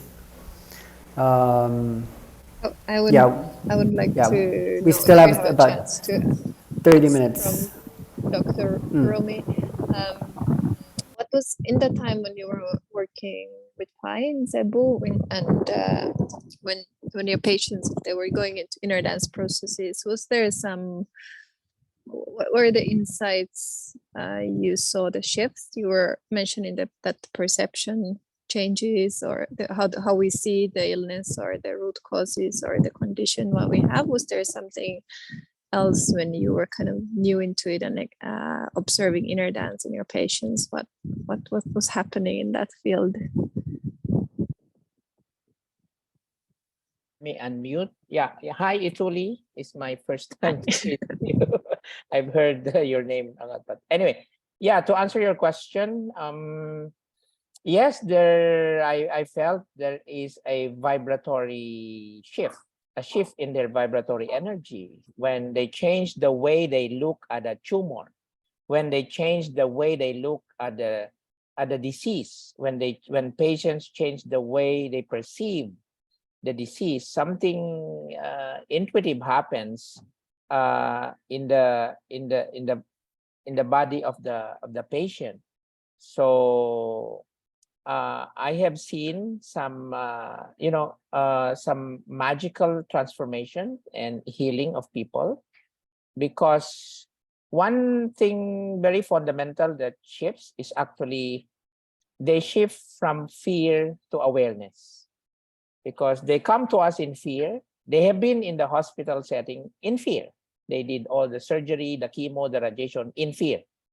and then they when they come to us, when they go through especially during the time I was working with Pi, so people shifts their energy from fear to awareness. So it's something like, I cannot explain this to my classmates in medical school or to my colleagues in the hospital, but it's something like initially there is contraction, and then when they become more aware of the deeper meaning of their disease, then there is an expansion of their cellular structures. So I realized that disease is all about contraction and healing is all about expansion. But how can I tell this to my colleague doctors? Because you cannot see an expansion or contraction of cells in a CT scan or an MRI or an X-ray. So they look at me as crazy or something like that. So and when they expand their cellular structures, they begin to face their greatest fear, which is fear of dying. And I noticed those people who come into terms with their greatest fear of dying, then I observe them, and then they don't die yet. They were given 6 months to live, and then 6 years later, I still see them, and then I get surprised. Why are you still here? Because they were ready to die anyway, and then they didn't die yet. So yeah, it's interesting, honestly. So because I'm a frontliner, meaning I see actual patients, and I would love to revive this transformation medicine work with Pi. So I'm flying to Palawan soon.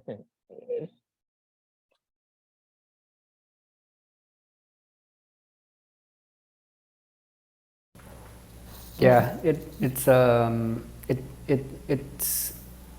you know, it's not, it sounds so simple, but Dr. Rami's story is quite integral in the sense that he's actually in this because he healed himself. He also underwent like the stress of holding the space for so many, like thousands of patients, and he underwent almost an empathic look into what goes on inside the very nature of sickness, and he actually had to heal himself before he found out maybe how to come from that own self-healing into how others could also go through it. And he's really impacted so many lives. He's written, I don't know how many books, and what really is significant, there's a statement that I kept holding before I met Dr. Rami. After I came from the island, I was walking across the Philippines, and one of the things that I kept feeling as something we need to do is we need to teach teachers how to heal, and we need to teach healers how to teach. Those are different trainings. It's either you take a course in education or you go into medical school. But so somehow what I'm seeing is that teachers are actually absorbing a lot of the tension and anxiety and the stress levels children are holding that is happening with the family systems. And a lot of doctors are in fact not really having the training of the understanding of how does the mind work. I mean, one of the one of the gaps Dr. Rami also realizes there's no course in linguistics in medical school, and what we realize is it's actually really important to understand how does language work, because there are certain ways of speaking and listening to people that have the ability to transform beliefs. If you don't know how to listen and speak to people, beliefs will not change because language structures the unconscious. So doctors are now going into these different avenues of learning more about the psychological, the neurological, the linguistic, that are different thought domains. But to answer, at least to contribute to the question Italy asked in terms of how well transformation did historically, when you look at a place like the Philippines, that is a conservative, God-fearing society, There's something about the thinking process that is very conservative. Conservative would be a word that I would describe. It's very difficult, for example, to heal someone in a kind of Asiatic society where people aren't really individuated. It's not really about the individual here, it's about the collective. So a lot of the source of the problem is in fact belonging to the family, so that when you try to bring some of the patients into transformation, no matter how much the belief structure change, when they go back home, a lot of that emotion of fear and anxiety is still held by the collective field. So in shame societies or conservative societies, you don't have what you call a personality. What you actually have is called a groupality, where it's very rare in such situations where people know how to think for themselves. So that even when they start to learn about eating the right food, or going closer to the earth, going closer to nature, a lot of the opinions and emotions of others are held as more important. So it's quite an interesting backdrop to be in a country like this, where the medical system isn't as guarded and as rigid as it would be in the West. There's a lot more fluidity because there's still an availability of traditional medicine within the belief systems, but because also of the culture, even as new ideas come in conservative cultures, there's this sustaining or the conserving tradition. So in such situations, people don't really change the mind that easily. So it's not going to be fast work. Having said that, Dr. Paredes has really been very careful in developing systemic step-by-step approaches, so that a true healing scenario would need to consider the alteration not just of one's belief, but also one's behavior and one's experience.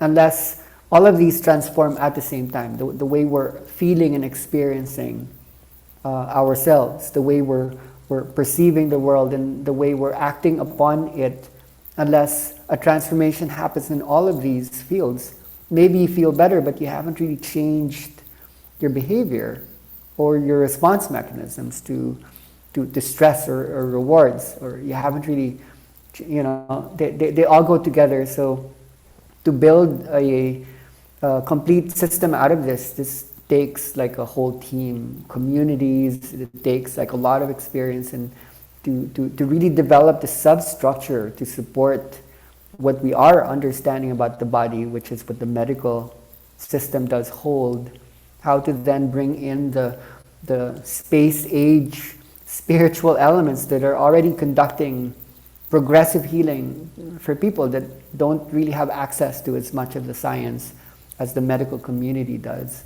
So it is amazing that there are doctors who are undergoing transformations, almost spiritual in a way, energetic, and then there are then these spiritual people who are starting to go into the science as well. One of the questions is, where do we meet somehow, because everyone does bear gifts. I can see some things in the chat.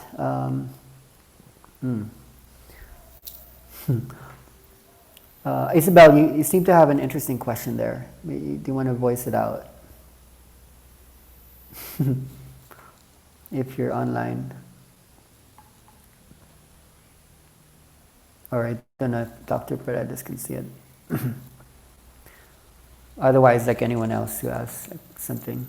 I think, Italy, you had something to say as well before I might have come in early. Isabel, I think I saw you unmute. Yeah. Sorry, because I'm in a place with someone else, so it's not the best. Sorry, because I have missed almost all Zoom, and I just enter. And this is really a Zoom call that really absolutely interests me. It was the target one for me, in fact. But well, I just enter, and doctor, you were talking about expansion. It's all about expansion. So yes, I mean, it's in a way like giving more space to the cells, like for them to change inside. I mean, the what's in to so they can release whatever they need to release. There has to be like more. I don't know what kind of space, because the body like mindful space, or yeah, because this expansion, I mean, the body doesn't expand, but it's like more awareness, space of awareness, and it has to be done because by ourselves in the mind, but also by the awareness we hold in the body, in every cell, sort of to say. So it has to be done at mind level, but also at physical level.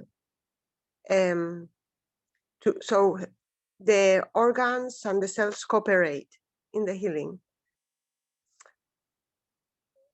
Yeah. Yeah, like everything holding space, in fact, right? Or yeah, this expansion thing, which I in a way understand, but yeah, if Yeah, if you can speak a little bit more about this, if he sees where you're coming from. Yeah, you said it right, Isabel. Nice to meet you here. The human body is under the influence of two autonomic nervous system, the sympathetic nervous system and the two nervous systems, the sympathetic nervous system and the parasympathetic nervous system. Those who are sick, those who are in fear, those who are in a serious disease or illness, they are their sympathetic nervous system is predominantly stimulated. So they are in a fight or flight response, especially the moment they receive their biopsy result, for example. The moment they receive the biopsy result, they contract in fear, and everything they do, they will do chemo because of fear, they will do homeopathic medicine because of fear, so it's just the same. There is contraction. That's the contraction I'm talking about.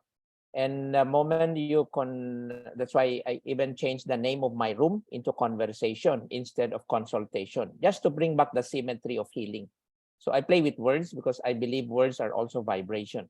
So for example, when they enter my office, they see it's not a consultation clinic, it's a conversation.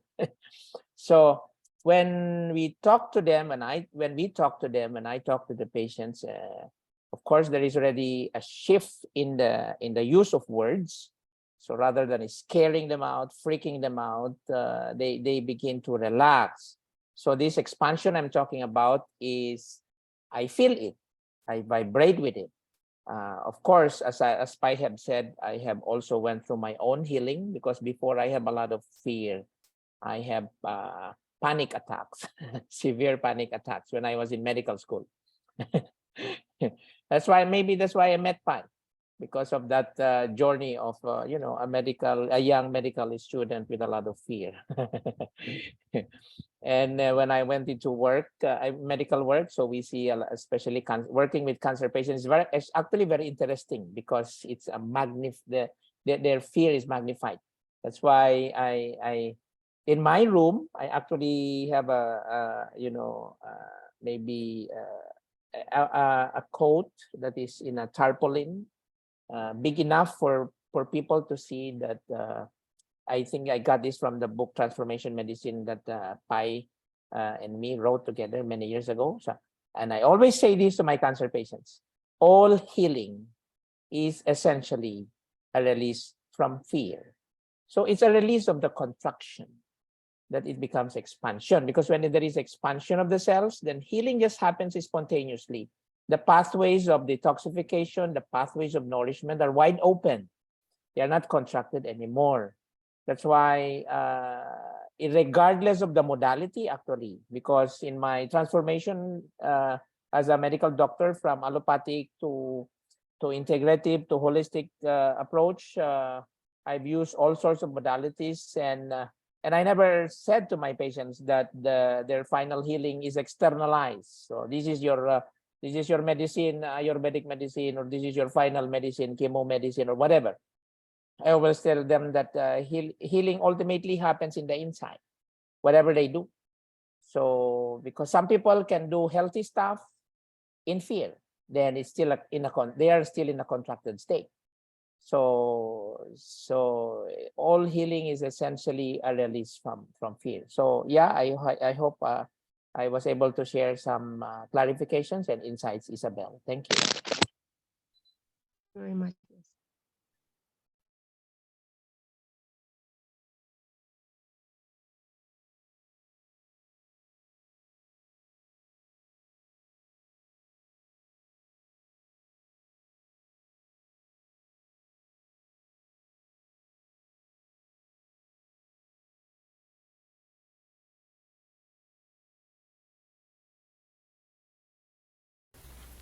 Italy, I think you wanted to say something before. Could have been an interesting thought.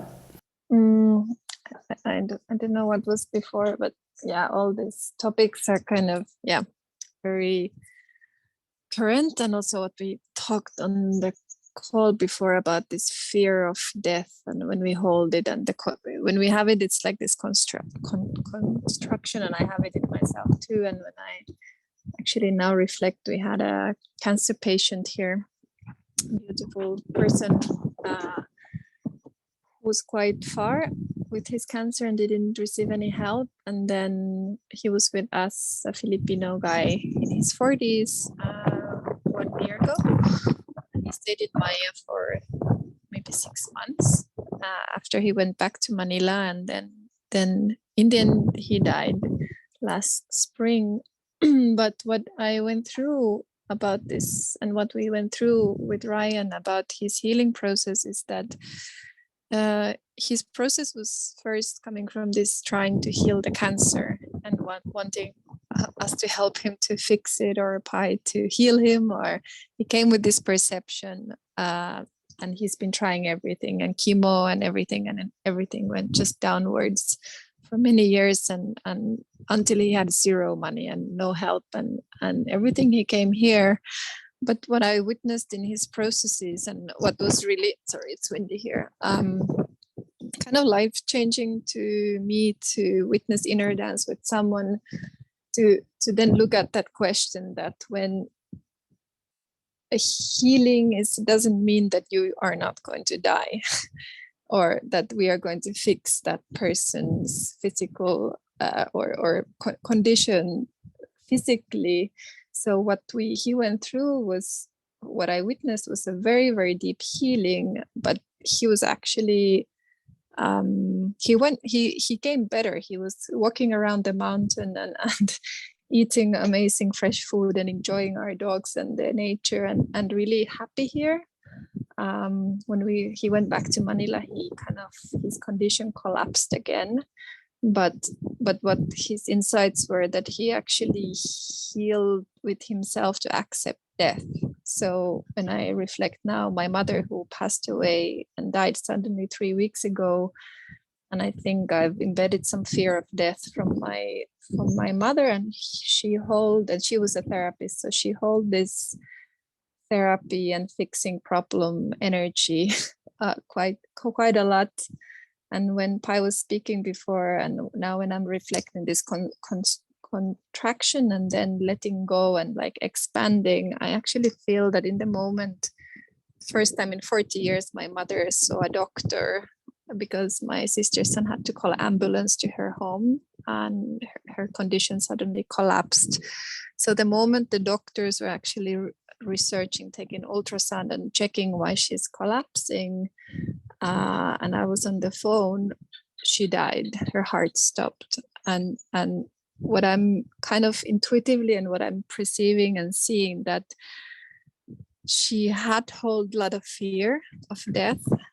She never wanted to go to get diagnosis of anything, and she always healed kind of naturally. But then she was already holding something in her body, and the moment she probably might have gone to fear or even more stressed about the situation and being examined, she actually let go. And I feel her death for her, somehow I feel it as a really big healing for her. We don't still know what was the exact physical reason why she died now, but I feel she did a big jump of surrender and letting go and kind of expanding and actually healing by also dying. And it's interesting, like that theme of what then healing means when it doesn't mean that it needs to keep us alive. So of course some patients will stay alive and some will die. And I was researching or looking at this fear of death today, and I was maybe phanophobia, but like a fear of death. And there was an article that was saying that because it's an anxiety, so it's contracting your, when you have a fear of death, you are in this how is it so hard to say in English, the word contracting, contracted state. Contracted state. Contracted state. So, and when you have this fear of death, you have anxiety. So how then the medical system probably kind of are looking at anxiety and fear of death in people who are actually reacting to it, and it's seen as a condition somehow. There was an article and saying that the research was saying that the people who have humility in themselves, so the ones who are not putting themselves so important before others, so kind of in my mind I'm actually reflecting Philippines and Finland also as a more collective community than a very individualistic Western country. So when there's more humility and yourself and ego is not that important, you have actually less anxiety of dying, because you are not, so you're not the only one and others might be more important. So yeah, these are, I don't have a clear insights, but all these themes are very in my field right now, and I'm very grateful for this call and these talks and looking at expansion and okay, I cannot say the word contraction. Contraction. Okay. Thank you. Okay, well that was my sharing. I want to coordinate something that you brought up that was in fact one of the main tenets of transformation medicine, the movement in the book. How did the movement begin? Dr. Rami and I were looking at the relationship between the diagnosis and the prescription. These two activities that normally happen when you visit a clinic. That is one of the values of the hospital system, because the human body is so unbearably complex. You would need advice from those who know better, who have access to machines and so on and so forth. So there are times when people would go and the diagnostic wouldn't be machine assisted, meaning they would list down a whole bunch or a couple of symptoms, the few that could be named within that short amount of time that they have in the office. And the human being is amazing and just complicated. And it's already quite difficult for a person to get to know him or herself. But we were wondering how in the world it got to this point where it's actually up to the doctor to write down on a piece of paper what is wrong with the overall state of this human being who has this problem, and then confidently write down the solution that took 10 minutes to maybe diagnose that, okay, this is what's wrong with you, this is the solution. Now a lot of people are going into healing and therapy and are seeing just tremendous effects of the problem, tremendous effects, meaning there's a lot of healing taking place, in fact, where there might be more expansion in environments that aren't really, bearing so much of those expectations and anticipations that happen in hospital systems.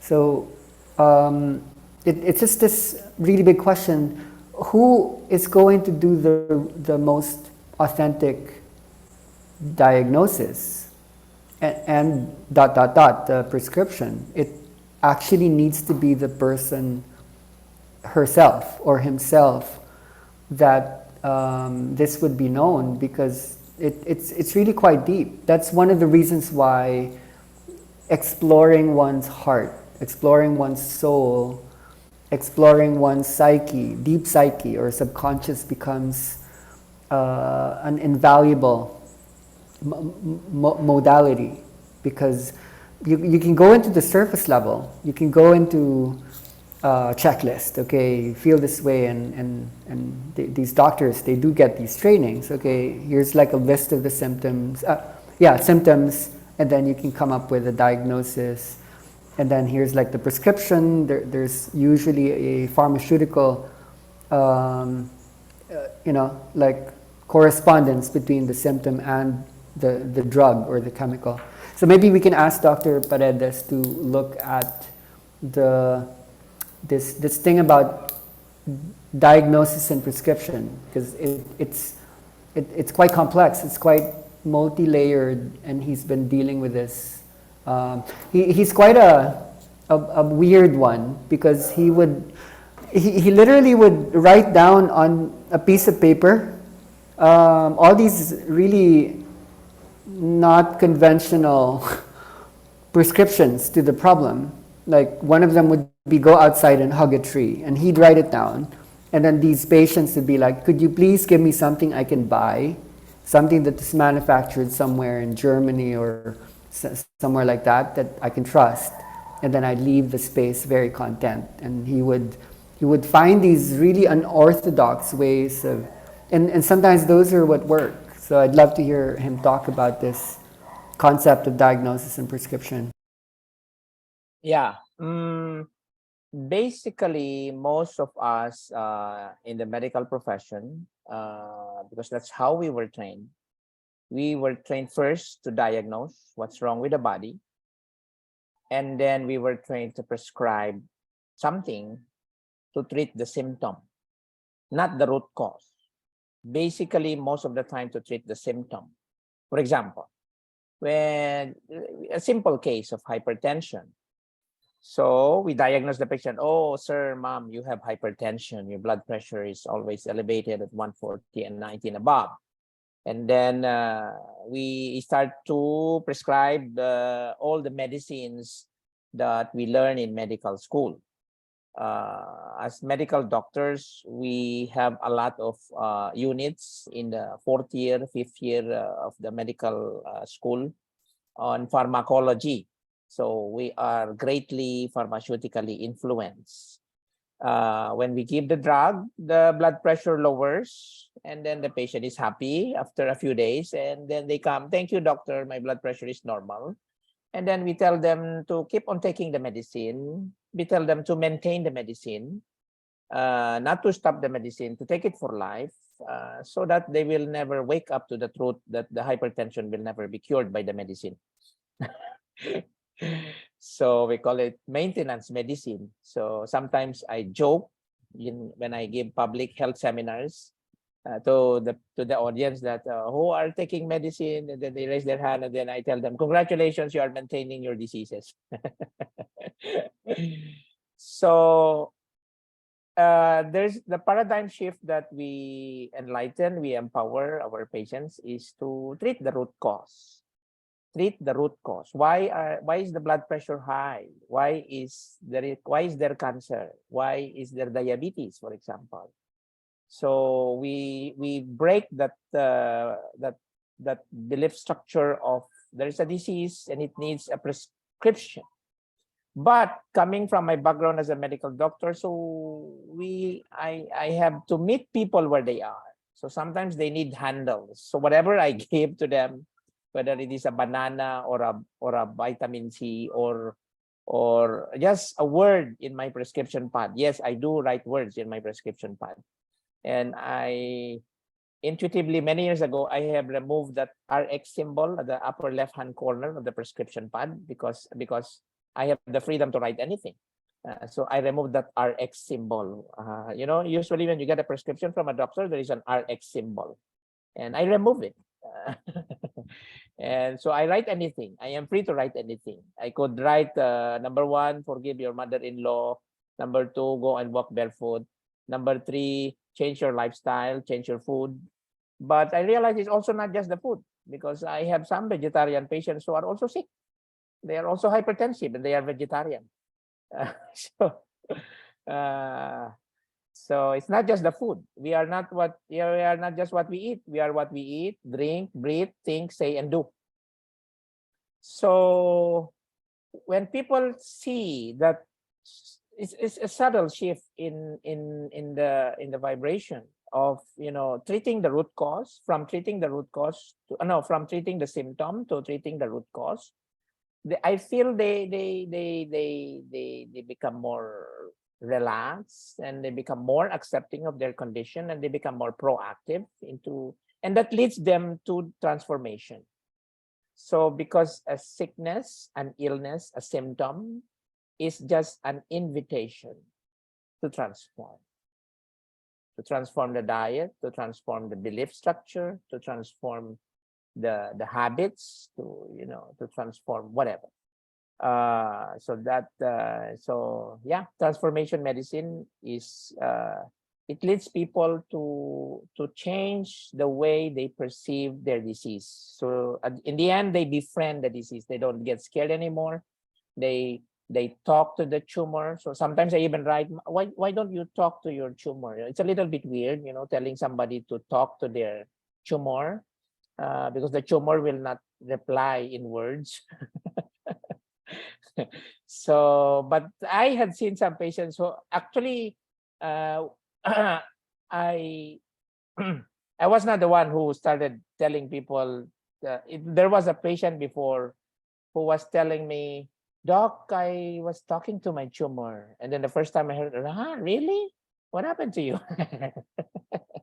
And then I realized, it makes sense, because you're paying attention to because the tumor is not there to kill you, but the perception of most of us is, it's there to kill you. No, the tumor is there to wake you up, because you have been killing yourself unconsciously. So how I wish the medical paradigm of fix and repair will gradually and massively transform into a shift in understanding that a disease is not there to be fixed right away, but it is there to be understood. So it's something like the disease is not seeking to be fixed right away, but seeking to be understood. And when people begin to understand, they shift into action, a more conscious action, no longer compulsive action. Before, I am a very compulsive human being. I think, do like that. That's why I had a lot of panic attacks before. Then I met Pai. So Pai was my doctor before. One of my doctors. So I haven't had panic attack for quite some time already. Yeah, I had severe panic attacks before. I have to take a drug. I have to bring a drug in my wallet, I'm not shy to admit this. Many years ago, I have to bring a drug in my wallet or in my pocket everywhere I go, so that when I have panic attacks, I take a drug that will slow down my heartbeat, because during a panic attack, the heartbeat goes very fast. Extreme fear. So when I experience that extreme fear, and then I cannot understand my body, and then okay, I take the drug, and then I feel better. But then the next week I have panic attack again. So it became a cycle. So I was not treating the root cause, I was treating the symptom. Yeah, thank you. Okay, amazing. Yeah, we're at the 3-hour mark. So just to close, I think we all have something to say about this. Everyone should contribute to this. I feel that so much of our institutions in the world are buffering fear. There's this really hard science called terror management theory, and through countless experimentations, it looks at the nature of what is called the death denial function. That the moment a person is exposed to the idea that one could die, we then build on layer upon layer upon layer of hiding this fact that one day, no matter how rich you become, no matter how famous you become, so much of our need for self-esteem and to build reputation and to acquire wealth is actually based upon our fear of death, which is based on the illusion of separation. So I think we need to befriend, and not even to fight, but we need to somehow talk to fear. That's why these conversations feel so good, because we're unbuffering the buffer. We're opening the box that's being gift wrapped in cute polka dots and colors, and so we wouldn't look at it and we think it's ugly, but we need to really talk about it. Like, what is death? And what happens to consciousness after we die? Suddenly we're free. It's so paradoxical. Like, we worry about people who died, but they just got liberated. And then the people who are left, they're the ones suffering. But then we think about the dead person, we think, oh no, poor person, he died. But actually maybe that's exactly the end of all illusion and judgment and suffering. But this is being talked about, and we keep maintaining this view that death is the most horrible thing because it's the end, but what if it's actually the beginning? So it's really refreshing to hold these conversations, not just in like a yoga class or in an ashram, or to really listen to these insights within the institutional level. Like, wow, we should do it more. So you should do it more.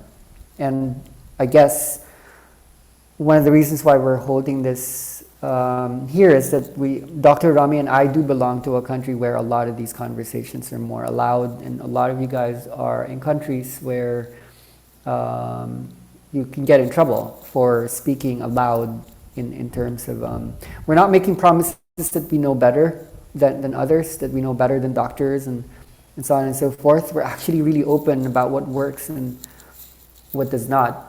The only thing we're doing here is we're at least opening the space to look at everything, to look at everything that might contribute. We're not canceling out one or the other.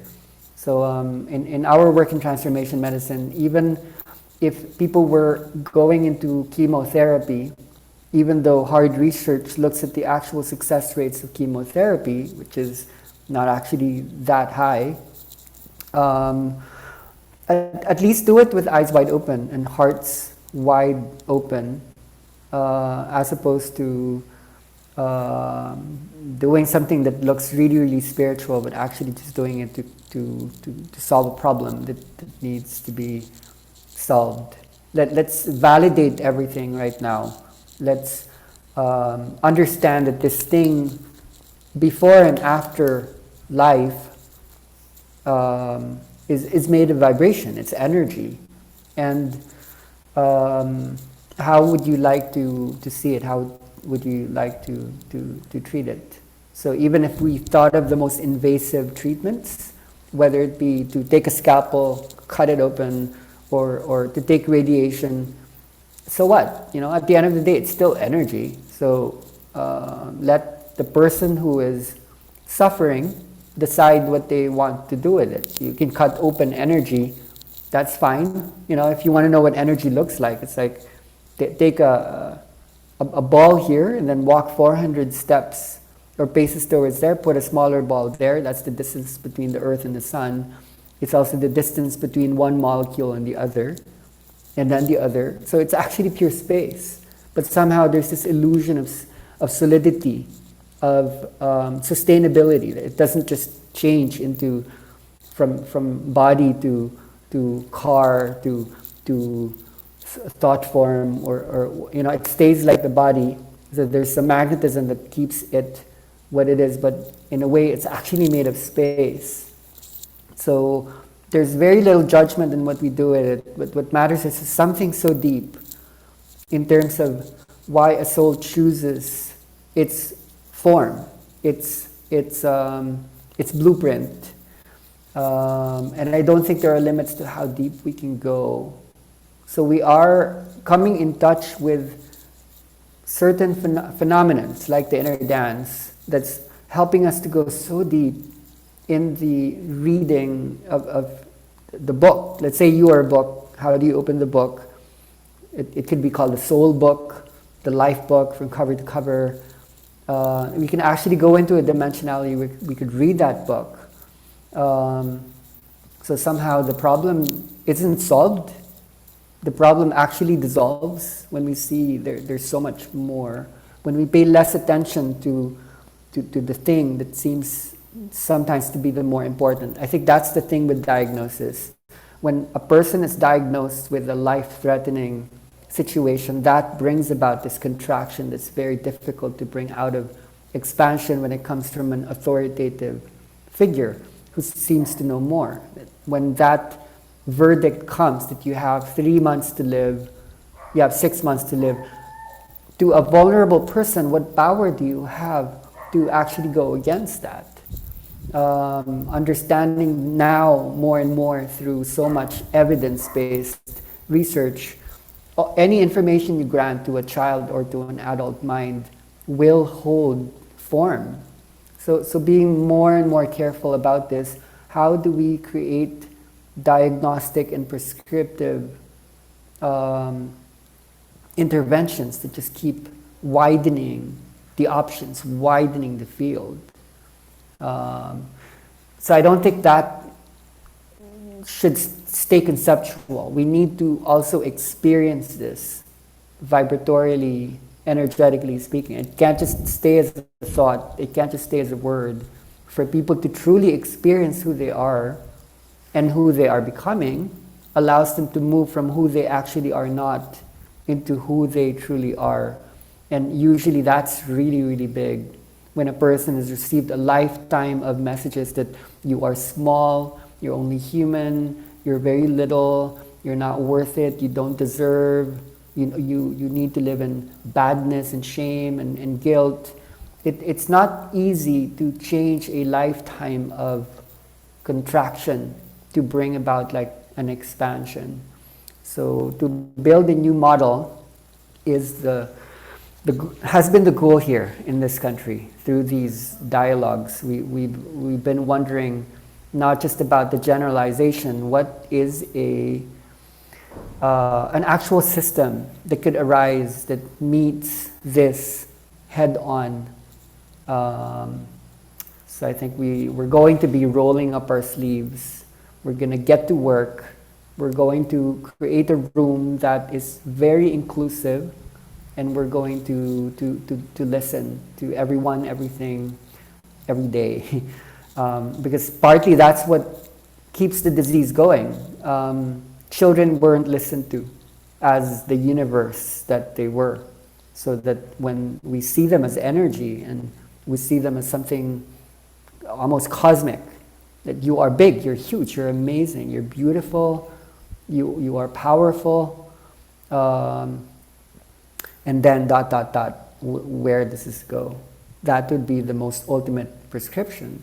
That you are energy, and your gifts could be energy itself. Energy as in all its definitions. Like, do you have a lot of energy right now? Do you have just a minuscule amount of energy? So we're honored and blessed to have had a very progressive thinker. Dr. Rami is a leader. He speaks to audiences numbering to the thousands at a time, sometimes large halls. And when he speaks, it's very often that people just burst into tears, like literally. You know, it could be in a church, an auditorium, it could be in a corporation. He speaks and there's this inner dance mode where people just burst into catharsis just by hearing suddenly what people are not talking about.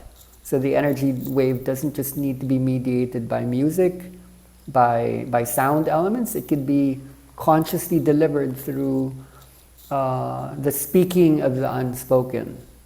I think that is really important because it doesn't just heal people, it heals the system itself.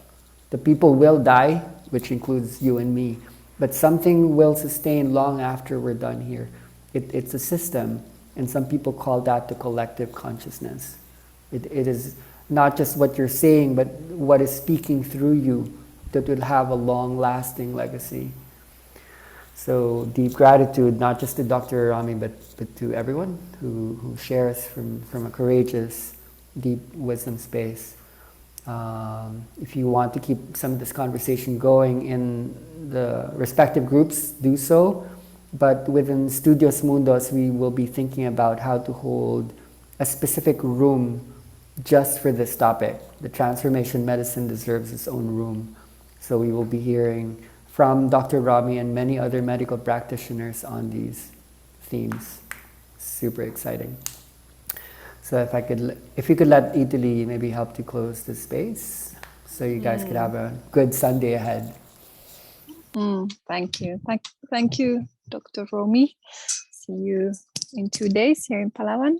Very excited to have you here in our Inner Dance family and network and circles. And thank you everyone to participate. And this is recorded, so we have about maybe 90 people in the groups who some of them are right now sleeping.